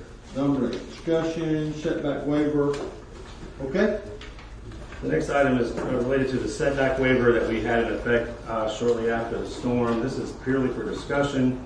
I have a recommendation based on this going forward, and you guys tell me what you want to do, because it does require an ordinance for first and second reading to move forward. So currently, this ordinance 715 is related to rebuilding of primary structures for residential homeowners in the same footprint. We currently have that set to expire on, we did it for 3 years, expires on April 23rd of 2022. I'm make a suggestion, as insurance has drug on for many folks and COVID and things of that nature. I think it would be up to us to extend it. I think a 2-year period would be what I would say. I wouldn't say another 3-year, but at least start with 2, to extend that for 2 more years to allow people to continue to build their homes on the same footprint. Or if they sell it to somebody else, a new homeowner could build it on that same footprint, as long as they don't increase the density going forward for 2 years. Right. Okay? We did that recently for the commercial, just so you know. well, I would have thought when we made this before, 3 years been plenty long enough. With everything that's happened, I still feel for the people who are still trying to do something. So I agree with go ahead and go with 2 years. I agree. Yes. So that's my direction. I will work towards bringing it back as an ordinance, hopefully at the next meeting, if I can get it done quick enough, and post it. If I can Just change the date. Yes, sir. 2 years. Yeah. I'm good with 2 years. This is a work in progress. Is that that same as commercial? Excuse me? Didn't we say that it was the same? But the end date's different, because the other one ended in November of last year, so we extended 2 years from there. So the end date would be 2 years from the end of the next ordinance. So it's not simultaneously. Okay, so you're going to bring that back at the next meeting for... If I can get it posted, ordinance posted fast enough in the newspaper, that's generally my problem. Maybe we may have a gap of a couple weeks in between, because it requires 2 readings, but I'll work forward to try to get it fast as possible. All right, let's see, where else? Number 9. All right, discussion. Is there any questions before we move on from number 8 on setback? Everybody know what we're doing? Okay. All right, number 9 is the stormwater repair discussion. So I have available to discuss that about residential. So we're specifically talking about residential stormwater repairs. So Tommy Davis, our public works director, oversees this program, and we have David here to speak about how we're running this program and going forward, but related to other repairs that we're going to have that FEMA's covered. And so I have those 2 folks available. This is really at the direction of the council to discuss this openly, and we're here to answer any questions related to what we're doing going forward. So Mr. Davis, the floor is yours, sir.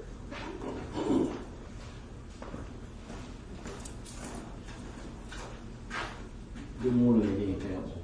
Morning. We do stormwater throughout the city. Sometimes the residents contact us about piping in part of it's not their property, it's actually city right of way, but they pay for the pipe to be put in, and the city actually comes in and we pipe in certain places. Some of that's done that actually benefits the city. If you have a large ditch there, when we come in, we pipe that in. It's easier to cut the grass, maintain it, rather than have to get in the ditch and weed eat it. We look at several factors when we do that, where the ditch is located, the benefit of piping it in. So sometimes we don't do that, sometimes we do that. Just depends on the area that we are looking at. So we've had, we were doing a stormwater project over on George Avenue, and Mr. Darrell had come by, and he had some good objections to it. That you pipe it in, basically you're taking away the volume of water that could be in that ditch. So this is kind of where we're at this point now. We kind of go through, I go and talk to David a lot at Dewberry to get ideas. We definitely don't want to pipe in something that's going to block off the water flow throughout the city. We know that. We have a major stormwater problem here anyway. But I guess the direction we need to move forward is what the council would like to do with this. When Doug talked to me about this, we've got several ways of doing it. We normally put pipe under somebody's driveway that to build a new house. The reason the city started doing that was the people were doing it themselves. They were putting the pipe in on the wrong elevation and the water did not flow through it. So when the city took this over under the direction of Ms. Castro back after the storm, she directed us to do it through the city rather than to let individuals put their own pipe in. So since that period, the city has been doing that. We don't have a problem doing that. We've got staff that's trained, that knows how to put that pipe in correctly, and we've not had any issues since then. I guess the issue we have now is, do we want to continue to pipe in ditches that are not, it does not belong to, the individuals beside it? That was kind of what, Darrell talked to me about the other day. He felt pretty strongly that the ditch we were putting the pipe in did not need to have pipe in it. We need to leave that ditch like it was, and I'm not disagreeing with Mr. Darrell at all. I just need to get a direction from the council and from the city administrator if we're going to continue to do this or we're not going to do it, if that makes sense. We have approximately, 4 more folks on the list that have asked for this process. We put it on hold due to not having staff from injury, people being out on leave through the winter months. But so we're just now getting back to forces on doing some of those that have been on hold. So number one, as a city, we don't want to be selective or make it look like we're being selective on who we're doing or not doing. So if there's a desire for us to put a moratorium on this for certain reasons or to continue what we're doing, just want to make sure we all had a chance to discuss it on whatever we're looking for. Okay, so I'm going to go ahead. Can I go before David? Is that okay? You're the boss. Yeah.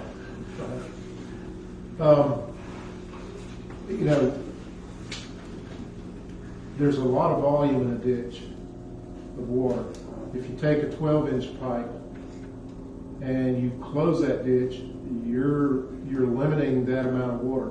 Well, that amount of water that you took out of that ditch, essentially, is not going to flow. It's going to be on somebody else's yard, so it's going to be up the stream. So what I know is that we've got a storm sewer issue coming. It's going to go through FEMA. I contacted David. I said, David, here's my thoughts, because I've done a lot of storm sewer in my life. I said, am I thinking along the right lines that we're taking a tremendous amount of volume? And due to the fact that we have, on a heavy rain, we have a lot of flooding. We have some houses that get really close to flooding, and we got a couple of houses that do flood.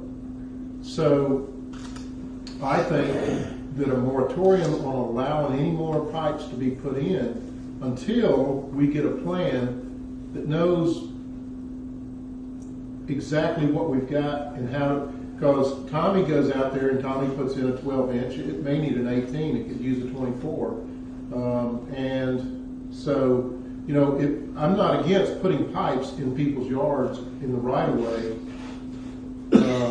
but I am in favor of holding off on that a moratorium until we get a specific plan, we get specific funding, and find out. And then I'll like David to speak to the fact that I think it would be a good idea for us to wait before we allow any more of those, because it takes a tremendous amount of volume, especially if you got a corner lot. You could have 250 or so feet of pipe, which is taking a lot of volume out. So, And I have, and as I spoke with Mr. Darrell, I have no personal preference one way or another. The policy that we have been doing is somebody requested they would like to have pipe put in their ditch or of the ditch that's on the city right away, then the city would do that at no cost to the city other than the manpower to go put that in. They would pay for all the material. So it's not a personal preference either way. I just need some guidance from you guys if you want to continue to do that, which we have been doing since the storm, or if you want to stop doing that for the time being. That's the only thing I need to know. Yes, please, David. I don't, you can go either way with this. I mean, there are places that don't do roadside ditches for the aesthetics. And, there are places that have rural sections, which is a roadside ditch. But this equates to an electrician trying to size your wiring in your house. It's the same thing. I mean, your water, if you don't get it right, you're going to end up backing water up upstream, downstream. It's going to flood. Ditches do have a greater volume capacity than a pipe. And I can tell you, if you're putting in a 12-inch pipe anywhere downstream, you're probably already equivalent of taking Sandy's fire hose off this truck and giving them a garden hose. I mean, it's most places, the minimum pipe is 15 inches. So, I think if the city wants to do it, they need to do it right. I mean, it's a whole study. I mean, you have to look at the whole drainage area. You can't just particularly look at one lot. You got to see what's coming at it. You got to see what's downstream of it. If you're going to size it right and not potentially have issues later on. Now, the work that we got coming with FEMA, unfortunately, it's not a study. It's to basically, you have a pipe in the ground, it's damaged, you're pulling it out, you're putting the pipe back in the ground. That pipe could be undersized already. I don't know. I mean, and it's a very large undertaking to go through and look at all the drainage areas and all the divides and figure out what type of pipe you need, where you need inlets, predict what's going to flood. So it's a big bite to take, and I'm here to help the city with whichever way they want to go.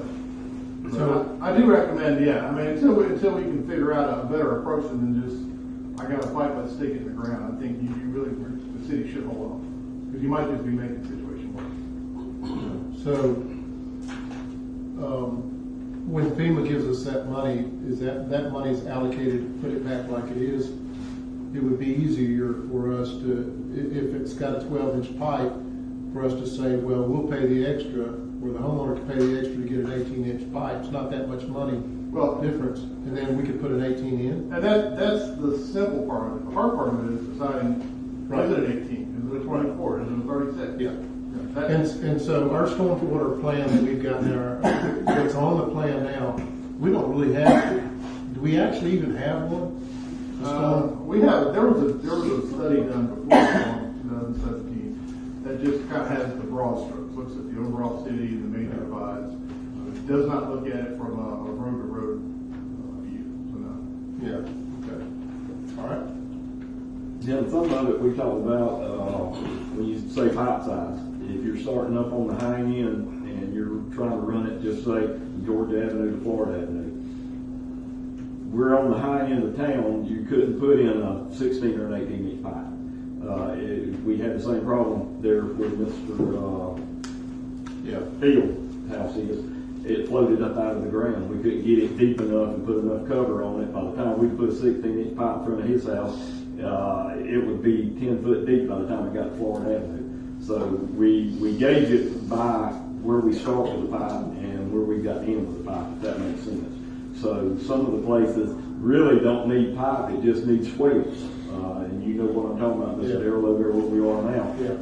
Coming down from Georgia towards Florida, on Carolina, Tennessee, all those, swale probably for the first 3/4 of that block would be all you needed. Once you get past that, then of course you're going to start getting deeper and you're going to have to put pipe in. But that's kind of how we start out with the 12. We try not to anywhere go below a 12-inch pipe. That's kind of a minimum starting. If we go anything below that, then you're absolutely right, you're not going to get any flow through it at all. So that's kind of where we at. Like I said, not personal preference. This is just what the city has been doing. And, you know, people are going to request at different places to have that pipe put in. So just kind of need some direction from you guys how you do it. And the situation was compounded to be made worse by the fact that people putting it in. Put it in themselves. So they've got pipes in that are On the too wrong low or elevation. too high or That's right. whatever. They're not on the proper elevation. That's So- correct. One thing I could just make sure I clarify, they're not just, so the public and everybody knows, they're not just willy-nilly throwing pipes in the ground. You know, they have the transit, and they're laying out the pipes, working on the flow. The one house that we're working on lately is the one that had like a no-wake sign in front of it. You know, it had flooded, so that's why we had gotten to where we are. But we will take direction. I hate to stop up some issues where we think about some of the homes that have big 5-foot ditches in front of their houses or something of that nature. At some point, those become more dangerous than constricting a little bit of the water flow, in my opinion, but I'm not an engineer. So just make sure you think about that. If we stop this process, that all stops too. Only pipe we'll put in is underneath somebody's driveway until we get a plan going forward. And Ryan's here to talk about the FEMA money as well. If there's any misunderstanding about the money, the bid that we turned in is approximately $5.5 million. They're going to, where they scoped underneath all the roads and do all that stuff. They're going to put that back the way it was, and of course it'll flow better because we've got pieces of road that are crushed and pipes that are crushed underground. But it doesn't have anything to do with enhancing what we have. Yeah, and one of the other issues, if you look at what's on the ground today, it's hard to tell. If that ditch is 5 feet today, is that an erosion problem? Was it only a foot, a year ago? Does it only need to be a foot? So it goes back to having to study the area to see what exactly needs to happen. What do you think a study would cost, ballpark idea? I'd have to price it. I mean, it's more than me. I mean, I'd have to bring in, some other resources from other offices. I work with David pretty close, and we start putting in pipe a lot of times. They call me, and Tommy has the understanding of Sure. stuff like that. In extreme cases, we can say, probably need to put something in at this point. Yeah. Okay. It does tie in better as Tommy's the final signature on a new home that's built. So when a new home goes for CO, Tommy's the last signature as he does stormwater repair for the runoff of the house into the ditch. So we like to tie a lot of that in with what the builders are building as well. So all that takes into account. I mean, it all would halt for a little while. It's up to you all. Okay. Thanks, guys. Yes, sir. May I say something, please? Just a minute. Okay, we're good. So I'm a little confused.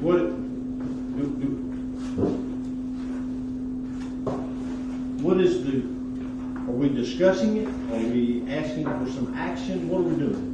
So I brought it to the table for a discussion and some direction. If it's the pleasure of the council to put a halt on it, to start figuring out a way for some money to pay for a study that needs to be done, or to continue the process of doing what we're doing while we're working on a study.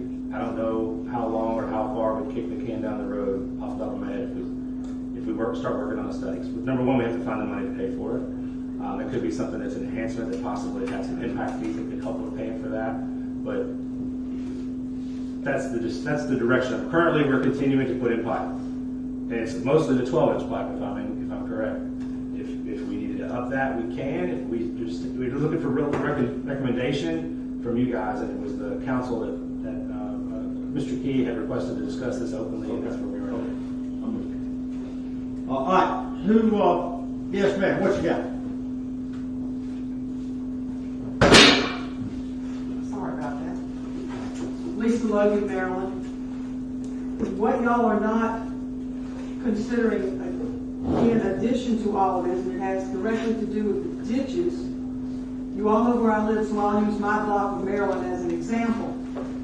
Every single ditch along my block of Maryland has been filled in, and I only know of one where after the fact the city came to lay the pipe. No drains have been installed anywhere, so there's no water access to get down into the pipes. what has happened on my block, and I've seen it elsewhere in the city.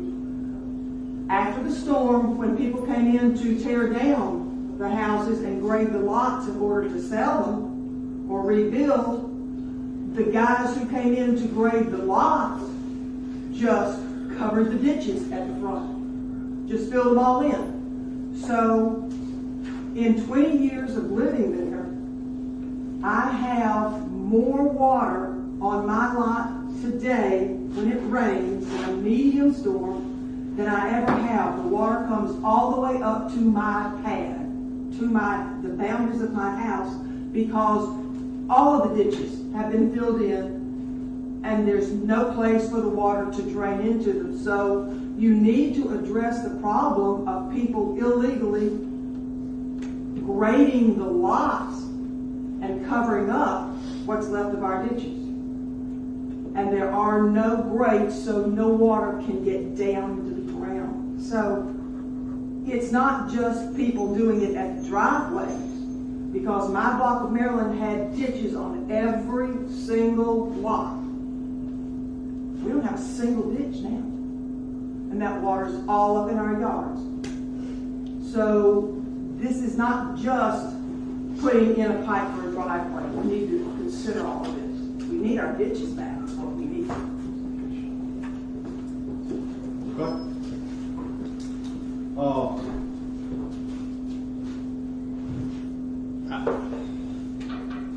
You know, we've discussed stormwater in this city for 30 years. We've had studies done. I know of 2, don't know where they are. A study is it can give you a roadmap, and it sounds good, but the bottom line is the people like Tommy and his crew, that with a little common sense, you can solve a lot of problems if you work at it. So, for me, I'm not for a moratorium. What I am for, if what this lady says at the podium is so, I don't know if she's let everybody else know that other than right now, but that's a problem. If that has happened, that's a problem. So, if the city people are aware of that situation, then we need to fix that. That doesn't require study. So for me, open road ditches are what you see in rural areas. You see them in unincorporated parts of counties. Our city people like those ditches, but I don't understand why they don't have fall outs. If you're the one the city put mine in 20 years ago, it's got 2 fall outs. That was a requirement. Had about 2 T's, put it in the ground, put a grate over it. All right, so if we don't do that, we do that. Okay, we do that. Okay. Yes, sir. There you go. So, But not if they're done by guys who clear a lot. They don't put it in. no, they don't. Obviously, they don't do that. So, but that's correct. That's not, to me, that's not pull the reins back on the horse and stop the wagon. To me, that's just something that the city and the other 1,000 things that we're doing need to be aware of. So, I think that the plan, if it's followed properly based on what we've been doing for the last few years, and really have been doing it for many years. It's just when the city gets busy and Frank's ready to go, Frank puts the pipe in, covers it up, and we're supposed to, then all of a sudden, we fix the residual problem in that. So, I guess. And Mayor, that's what was going on. We were having to go back and dig people's pipe up out of their driveway, reset it so that we would get that fall so we could run that water off. Exactly. That was the reason it was changed back after the storm for the city to put that in. I understand. Well, that putting a pipe illegally in the ground wasn't on the fine list. Okay? That wasn't one of the items on the list. So, if we want to accept that. Is that part of the site plan? Somebody puts in the site plan? No, because it's not on their property. It's not on their property. It's in our right of way, so. A lot of them do it though. They add in like a French drain. They do, I've seen them, but it's not, quote, a requirement. But anyway, I'm not for stopping the wagon. I'm for maintaining and managing the wagon in the drainage world of getting so that people make a request, and you know, it's not gonna fix itself overnight. I tell you, we've been working the stormwater a long time ago, and we've made remarkable strides. I think we've done a great job. So that's my take. Well, I think if you continue to do status quo, you're gonna continue to have, you can't keep doing something expecting it to change. Our stormwater is not working very well. It's very poor, actually. So, you know, you keep kicking the can down the road and hope magically that it'll get better, but it ain't gonna get better until you actually do it start right there, but he don't know he's doing it right because he don't know what's down the road and he don't know what size pipes are those, and he can't. If he goes down through there and he really needs an 18-inch pipe to handle the water volume, he doesn't know that because he has no idea how much water's coming down it. And I'm not trying to be a hard tale about it, but what I'm saying is you do have to do now, whether it's a full-blown study or not, you do have to spend a little bit of time. I spent 3 hours out there shooting grades from all the way down from one road, half of another road, and all the way down the other road. And what I found was we had 57 inches of fall down the one road that was not utilized at all. And the spot that they were connecting to was the low spot, so it wasn't going to go anywhere anyhow. So unless you went around and took advantage of that 57 inches of fall down there, you weren't going to run it anywhere. Is that right, Tommy? It was the low spot. So I'm just saying. It was a low spot. We've been fighting that one area now for 2 years. Yeah. So why don't y'all come back with a recommendation in which one? Y'all want to make the decision on this thing? I just got to up with now. I know we charge for the pipe, and first of all, let me say where we put the pipe. Right there on Georgia, I would not recommend that. We wouldn't have done that if I would have told you that. We'll let pipe. That's wrong. Put that there.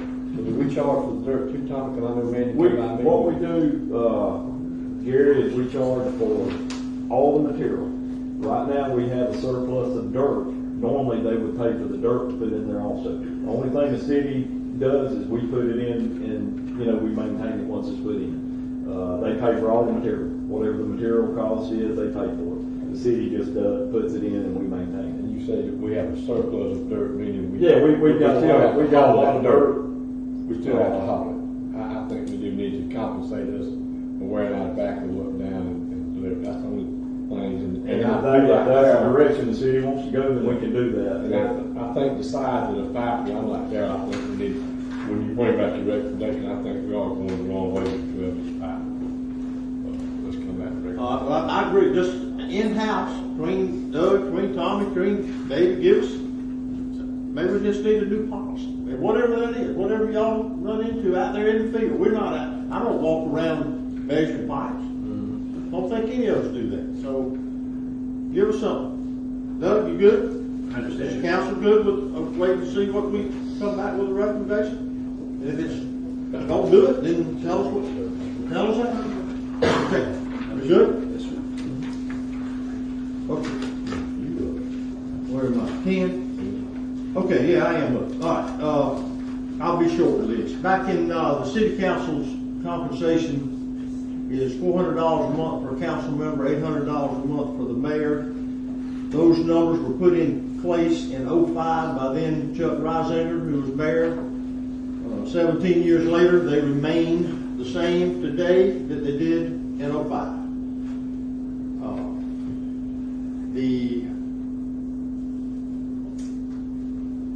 The requirement to sit in these seats has increased tenfold since those days. And the compensation for the leadership of this city simply, in my opinion, needs to be addressed. The time, the effort, the energy to be engaged, to be involved, to be informed, to be educated about what is going on, not only financially, areas of the leadership have just simply outgrown those numbers, in my opinion. And I'm going to propose a $300 a month increase across the board beginning April 1st. I have talked to Debbie multiple times. I have reviewed the financials, mid-year financials, and she and I both agree that with the budget amendment, that those numbers are attainable. And I think for those leaving, for those coming, and for those staying, that there has to be a better accountability of not that money makes that, but I think that if you look around what is going on in other municipalities and what is happening in our city, that we need a strong leadership and they should be compensated for that. So that is that's my take on compensation for city council members. I'll leave that to anyone else that has a question or a comment. And that's 300 to the mayor as well. 300 across the board. Across the board. Is there any way I can get my 2 years of RSP? No, that was for you. No, if you won't stay, you might get it. I don't know. No, I didn't do it for the money. I understand that, but I'm just saying that. Just to lighten up, that's right. I think you're absolutely correct. I would vote yes in a heartbeat for that. Can I ask a question? Sure. When the city compensation was set the last time, was that done by ordinance? It was done by Mayor Reisinger making a motion, or I believe he relinquished the chair, made a motion, and it passed and was voted on. It was. I'm not advocating that it not be done by resolution. I'm not advocating that it be done today. I'm advocating that it come back at the next meeting with a resolution. I'll take a look at it and see exactly how it's. But it was not done by ordinance. Okay. It was not done by ordinance. If I could just add one thing, it has nothing to do with me, but just for the public and everybody else to understand, there is no insurance that comes along with the pay for this job. There's no retirement that comes along with the pay for this job. There's no any additional benefits, so it's just that flat rate. So what I'm asking for is discussion, and if it's an agreement to let Clint do a resolution to come back, just so there's documentation at our next meeting. That's what I'm asking. Okay, I'd like to add just a little more on that. Okay. We all know on the council for sure what all time we do put into it. And I think it's well worth it. I also think our mayor's position has been a lot stronger. I think he needs a little more than $300 to add to his. So.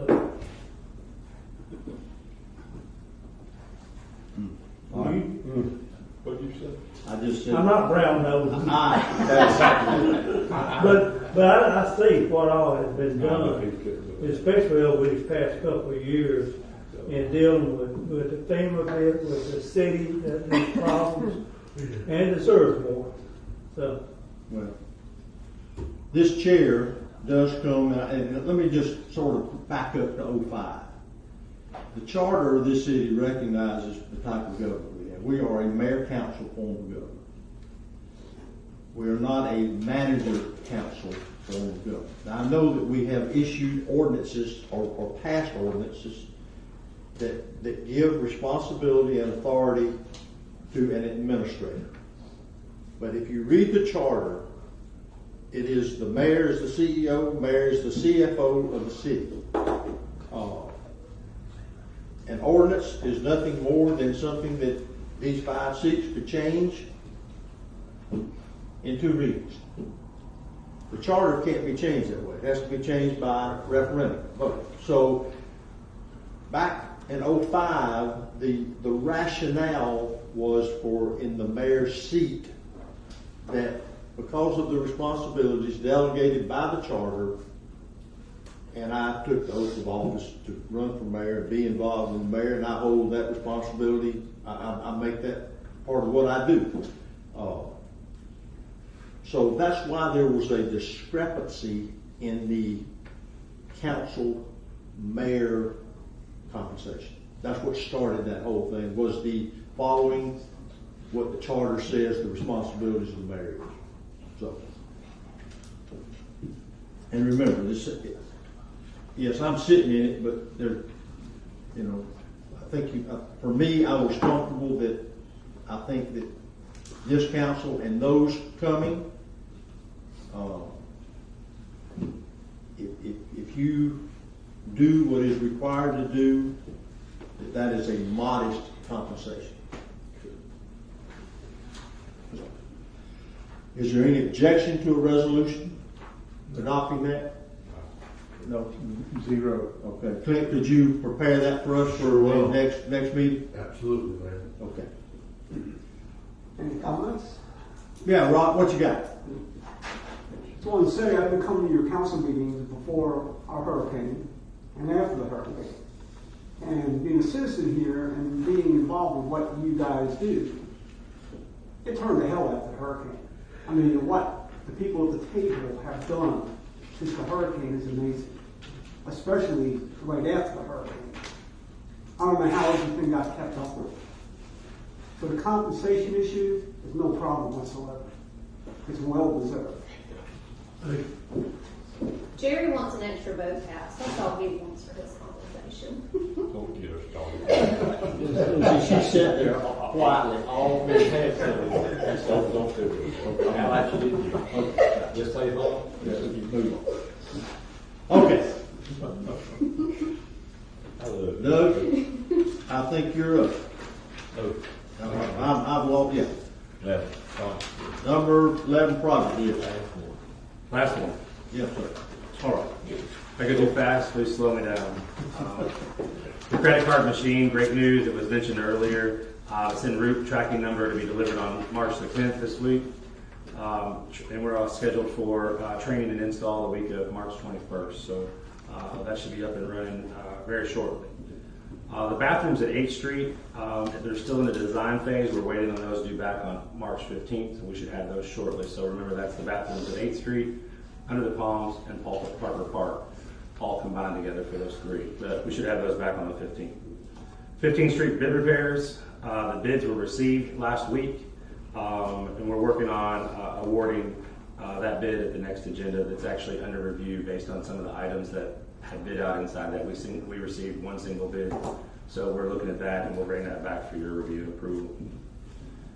Additional boat ramp parking is looking good. We're working on some millings to be coming shortly from La Siesta. The pavers will be back next week. They'll be milling La Siesta because that road is too far gone, and we'll be using those for an exit for that additional boat ramp parking around the outside edge. So that is underway. Boat ramp expansion.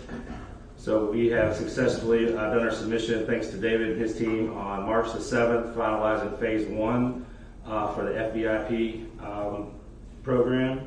And now we're under phase 2, which is due in a few weeks. We're working on our proposal for phase 2. So the boat ramp expansion is still continuing to truck along. The bypass pumps we discussed today, let me talk about that. Canal dredging, I talked to Jim yesterday afternoon. He states he called it approximately 50% complete, or 11,000 of 23,000 cubic yards have been pulled out. So they're verifying that. David's team from Dewberry is working on a survey that shows how much volume that we have for that, and I believe any day now we should have that back, right? Yeah, tomorrow, Thursday. There you go. Appreciate you guys ramping up to get that done.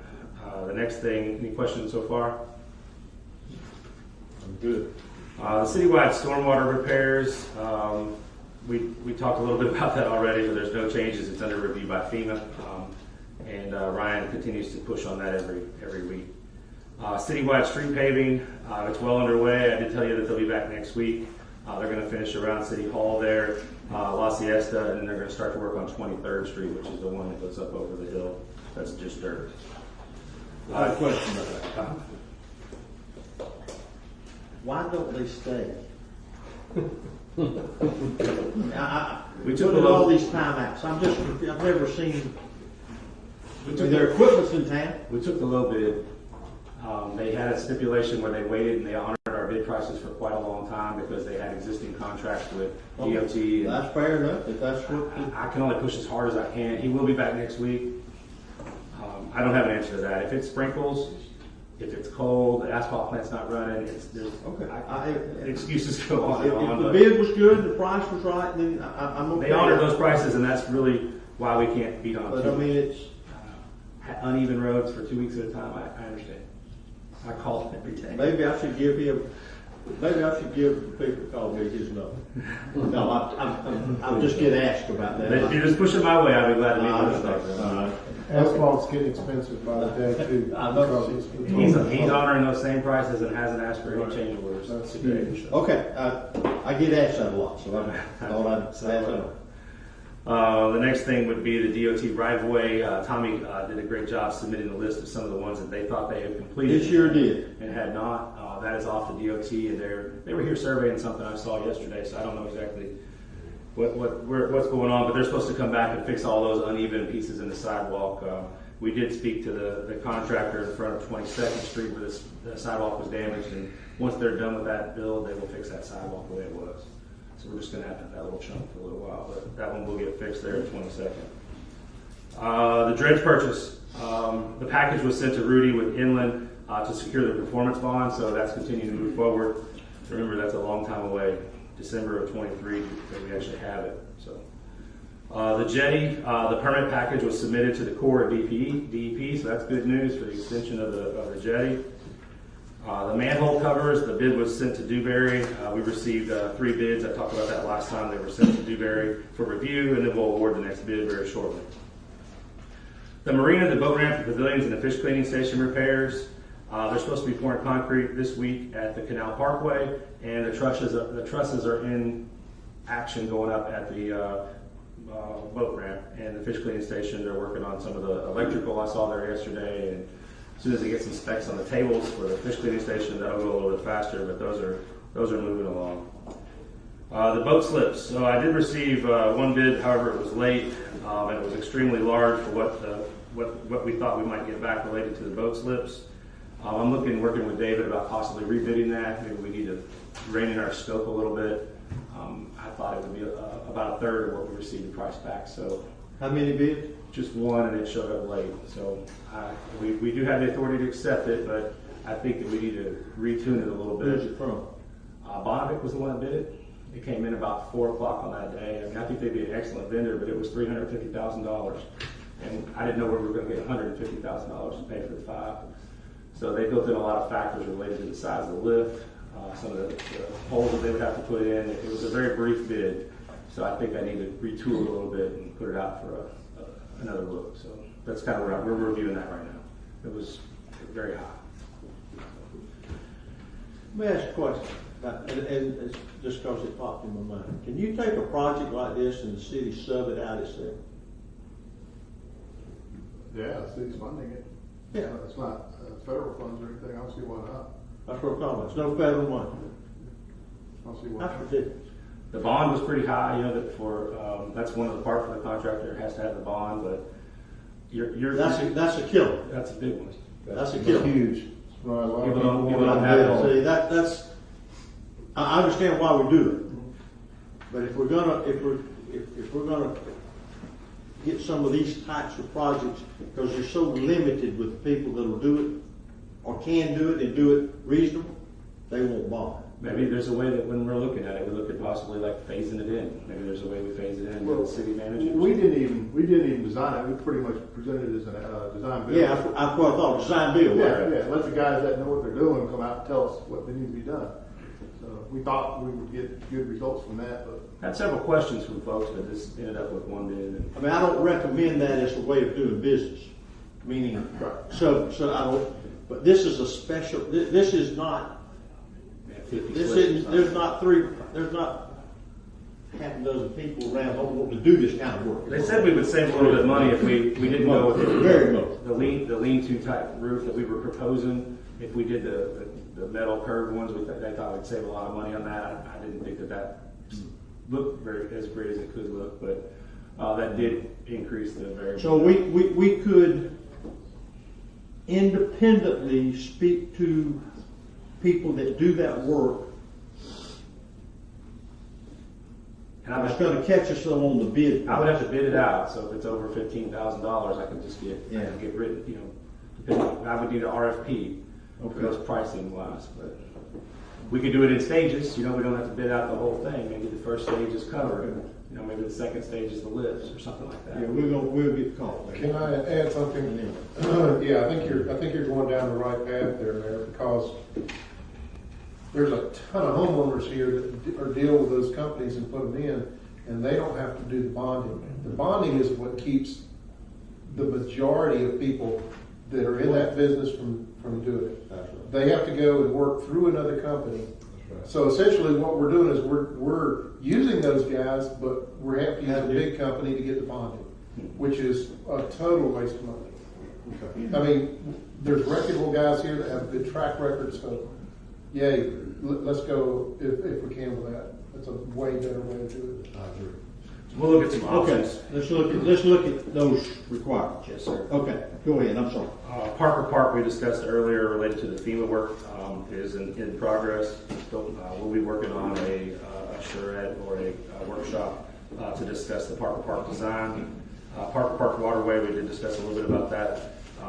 For that we did that big deck over there. Of course, there's a lot of permitting and things that would have to happen. So I just want to make sure I said that. We haven't looked at any of that yet either.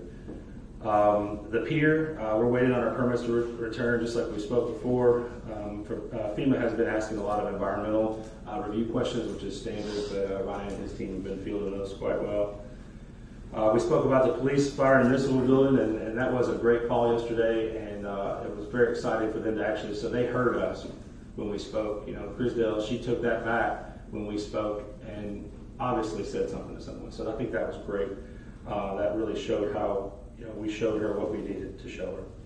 The street lights, I did speak with Danny, and the list of streets that are under review are Colorado, 7th, Arizona, California, and Texas. They're working on getting the materials to do those streets. There's 27 LED lights, and then also they forwarded me a plan for Canal Parkway. I've asked them because some of those poles are leaning and they're old lights that need to be repaired. They forwarded me a plan for replacing those and fixing the poles that are leaning and that such. So we're working on Canal Parkway. If you've not seen those, we're going to get those fixed. Sunset Park, it's moving along, just trucking along. The concrete was poured, the stem walls are up, so that's moving along quite well. The surge gate, we believe we're going to have to go. So Dewberry had elected that they were not available to do that design for the surge gate or the review. So that's probably more than likely going to be an RFQ for qualifications for the design. So we need to figure that out. Atkins can't do it, of course, because they're the one monitoring the grant, so we'd have to go out for that. So we're working on a plan for that. Under the Palms Park, so this is the design phase they do for the bathrooms on 315. We're working on what equipment would be around the exercise equipment around the park and those things of that nature. So we're working on that. Underwater debris removal, I've told you before, it's about 3 or 4 months for a review, and that's just dragging on. I do have one last thing to bring up to your attention. The volleyball on the beach has been a topic of conversation that I received from a local gym teacher in Weewa. She's talked, I think, with you, Mayor, a couple times. She called me and I sent her to you. And I've actually, I did my job, and I spoke with the DEP. I have good contact with the DEP and kind of find out what I could do and what I couldn't do. So it does allow for us to put some up to 6x6 poles. We can't use concrete to put them in for the nets. If we found a spot where we wanted to put them, we could do that. But you can't leave the net out overnight. It has to come in every day. So you're probably familiar, you had them before on your beach. So I'm looking at some options on where those might go, and they're interested in having that, but the kids could come after school and do training on beach volleyball, and I think it might be a nice attraction for us, especially in that area where you can see what's going on down by the beach. We also have that very large area further down by the jetty. That might be where more room could happen out there, probably possibly some places easier to get to. So I'm going to work on some solutions, but just to let you know, that's kind of one that I'd like to add to the project list. I think it's something that could help us out. I like the idea. I just wasn't sure about the location. Yeah, so I wanted to add that to our project list and come back with some solutions. But I did get the news going forward that we could get them in the ground poles. We just couldn't concrete them, and we had to remove the nets daily. So they were pretty good about that. It was kind of a wishy-washy rule that they have, but that's how that goes. Any questions for any of the projects or Any changes to any of them? I have some questions. They're nice questions. Boat ramp, bathroom pavilion. We've got 2 fishing tournaments to utilize that. The first one's in June. Is it going to be done by then? So I spoke with the contractors this week, and they both said that there's a chance that it's done by the end of April. That not everything, but the facilities themselves, all the vegetation and all the concrete and asphalt and sidewalks and things like that around it will probably be further down, but the actual structures, he seems to think that we could get it done by the end of April at the boat ramp. Those 2. The fish cleaning station is really close. Once we get that roof on, we'll feel a little bit better about that pavilion. But yes, it is planned by the end of April. It's tentatively planned. Don't tell her yes if it's not yet. I said tentatively. I'm trying. We're pushing hard. Yes, And then the number of restrooms that y'all have proposed for the bathroom that was by 2 cans and under the Palms Park. How many stalls you putting in these bathrooms? Please tell me more than 2. They're paying for what we had Yeah, before. basically replacement of what was. We didn't adjust that. I think it's one of each, men's and women's. I don't think there's 2. Okay. And then with regards to your volleyball comment, I spoke to Nikita, is her name, and Toucan's gonna put their playground back because they had volleyball courts. They left the nets up year round. Didn't phase anybody. I know. So remember, when you ask the question, you have to remember, when you ask, you get the answer. Well, I mean, Doug said that Toucan's has their plans. I'm just wondering if they have their playground incorporated in their plans. Because that's what they had before. I didn't see it. I didn't see it, but I figured they'd eventually come back to you. I thought they would. It doesn't cost anything to have it, but I didn't know. I mean, if they put their playground back, they put their volleyball courts back. That's If all she's they're looking, doing. she's not waiting on Toucan. She needs something. She's trying to get something for the students. Mm-hmm. Oh, I know what she is, but Toucans can start with their playgrounds and then build their restaurant. That's what I'm thinking. This question not Toucans on that one. Thank you. Thank you. That's all I got. Related to the project. What you got, Rob? Well, quick question on the boat ramp down there. Doug? Yes, sir. The small ramp, and I talked to Tommy about this before. The seawall, not the seawall, but you got the road that comes in, you got the grass that comes down, and you got that walkway through there. That walkway is continuously covered with sand and dirt. It's running down into the single ramp, and it's pulling up the single ramp. And the only way to fix it, and when Tommy's been down there, I talked to him, is to add another layer of that block along the top. So And this is a mess down there. You can't even walk. I agree. We've actually cleaned it up last week. I also saw the same It's thing. non-stop. You can clean it up every week. So we are working on cleaning up that boat ramp area physically also, in addition to the mess that does make when it runs off. And that's the contractor now. They've got their pipe there, and there's really no base for what's up down there. We added some millings to kind of to harden that What's on area. the other side where the single ramp is? Oh. Not where the double ramp is, where the single ramp comes down. Yeah, Tommy knows what I'm talking about. We cleaned up the sidewalk area. I guess I was misunderstanding. You talking about where the little retaining wall is there, the block wall? Yeah. Where the dredge is There's another wall there. That's all Block getting on top removed of when the new ramp comes The in. new ramp designs another ramp going down into that same spot. Mirrors the other side. We're actually working on some stuff that goes around the outside of those fingers so the boats don't damage it, because right now the fire hose is hanging, so we're working on fixing that. There's a piece of concrete sidewalk that was damaged by the contractor for Crowder Gulf. They're going to fix that. I'll work on cleaning it up. I'll take a look at it, Rock. That's all. I can look at it with Tommy and see what we can do. I don't want to make it dangerous for any reason. Okay. Anything else? Thank you. Yes, sir. Clint, do you have anything on the report? Yeah, just one thing, Mayor, I just wanted to let you guys know that the annexation of and large-scale plan amendment to the 25 acres for the proposed municipal building, fire, and police station will formally begin, hopefully by the end of this week, the latest beginning of next week. The process, barring we get any bad news from any state agencies, which I don't anticipate, it should be wrapped up within a couple months. Good news. Good. Awesome. And that's really all I have. Okay. Have you done your report, or do you have an additional report? We're in the process of planning an Easter egg extravaganza. So we're working on that. Mexico Beach Suites has offered to help sponsor that thing, so we're working on that. I've reached out to the Special Events Committee with Wiley to see if he'd like to get involved, and he said he would. So we're working on something that possibly under the Palms Park. So those are a few things coming up. We've been requested to have a car show. One thing I do need to add is related to the pier. So the parking lot of the pier has been getting a little bit, I guess, out of control is the word. It looks like a free-for-all because there's no lines on it. So I guess I'm looking for a little direction. I did get my first quote was to strike the parking lot similar to the way it was. A few more regular spots would be included, and we would be able to direct the flow around the outside like it used to go before. This could be something that's reimbursable, possibly through the 428 money that we have. However, we need to pay for it up front. My first quote is approximately $5,900. I'm working on 2 more, and this would stripe it with handicap spots and one way in, one way out, all the way around. I think it would get us back to a little more organization down there. If you've seen it on the weekends, last Saturday they were stacked up down the end, just waiting on somebody to get run over, or just no order. So I was looking at, it's not something that's budgeted, so I was looking for something from direction from you guys if you were concerned about getting that moving forward. I do have a way that I can pay for it, and we through the pier fund, and we have some donations that we received that would go for the pier because this is all part of that same project. $2,000 actually so far has come in as donations through MBRA to help offset some of those, and then we get that money reimbursed. Hopefully, Ryan said he could work on that through reimbursement through our pier project. I think we need it. We need it. I mean, there's no doubt. I checked it Saturday, Friday, Saturday, Sunday.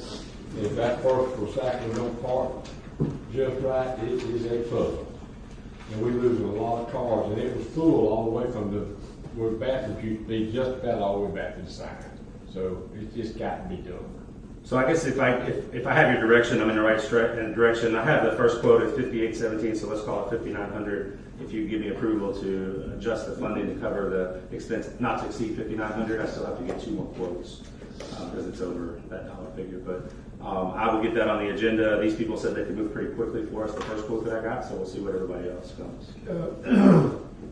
In your quotes, the last time there was boat slips in the center toward the sign, and that took up an awful lot of space. I didn't recommend that this time. We did add out additional parking down at the boat ramp.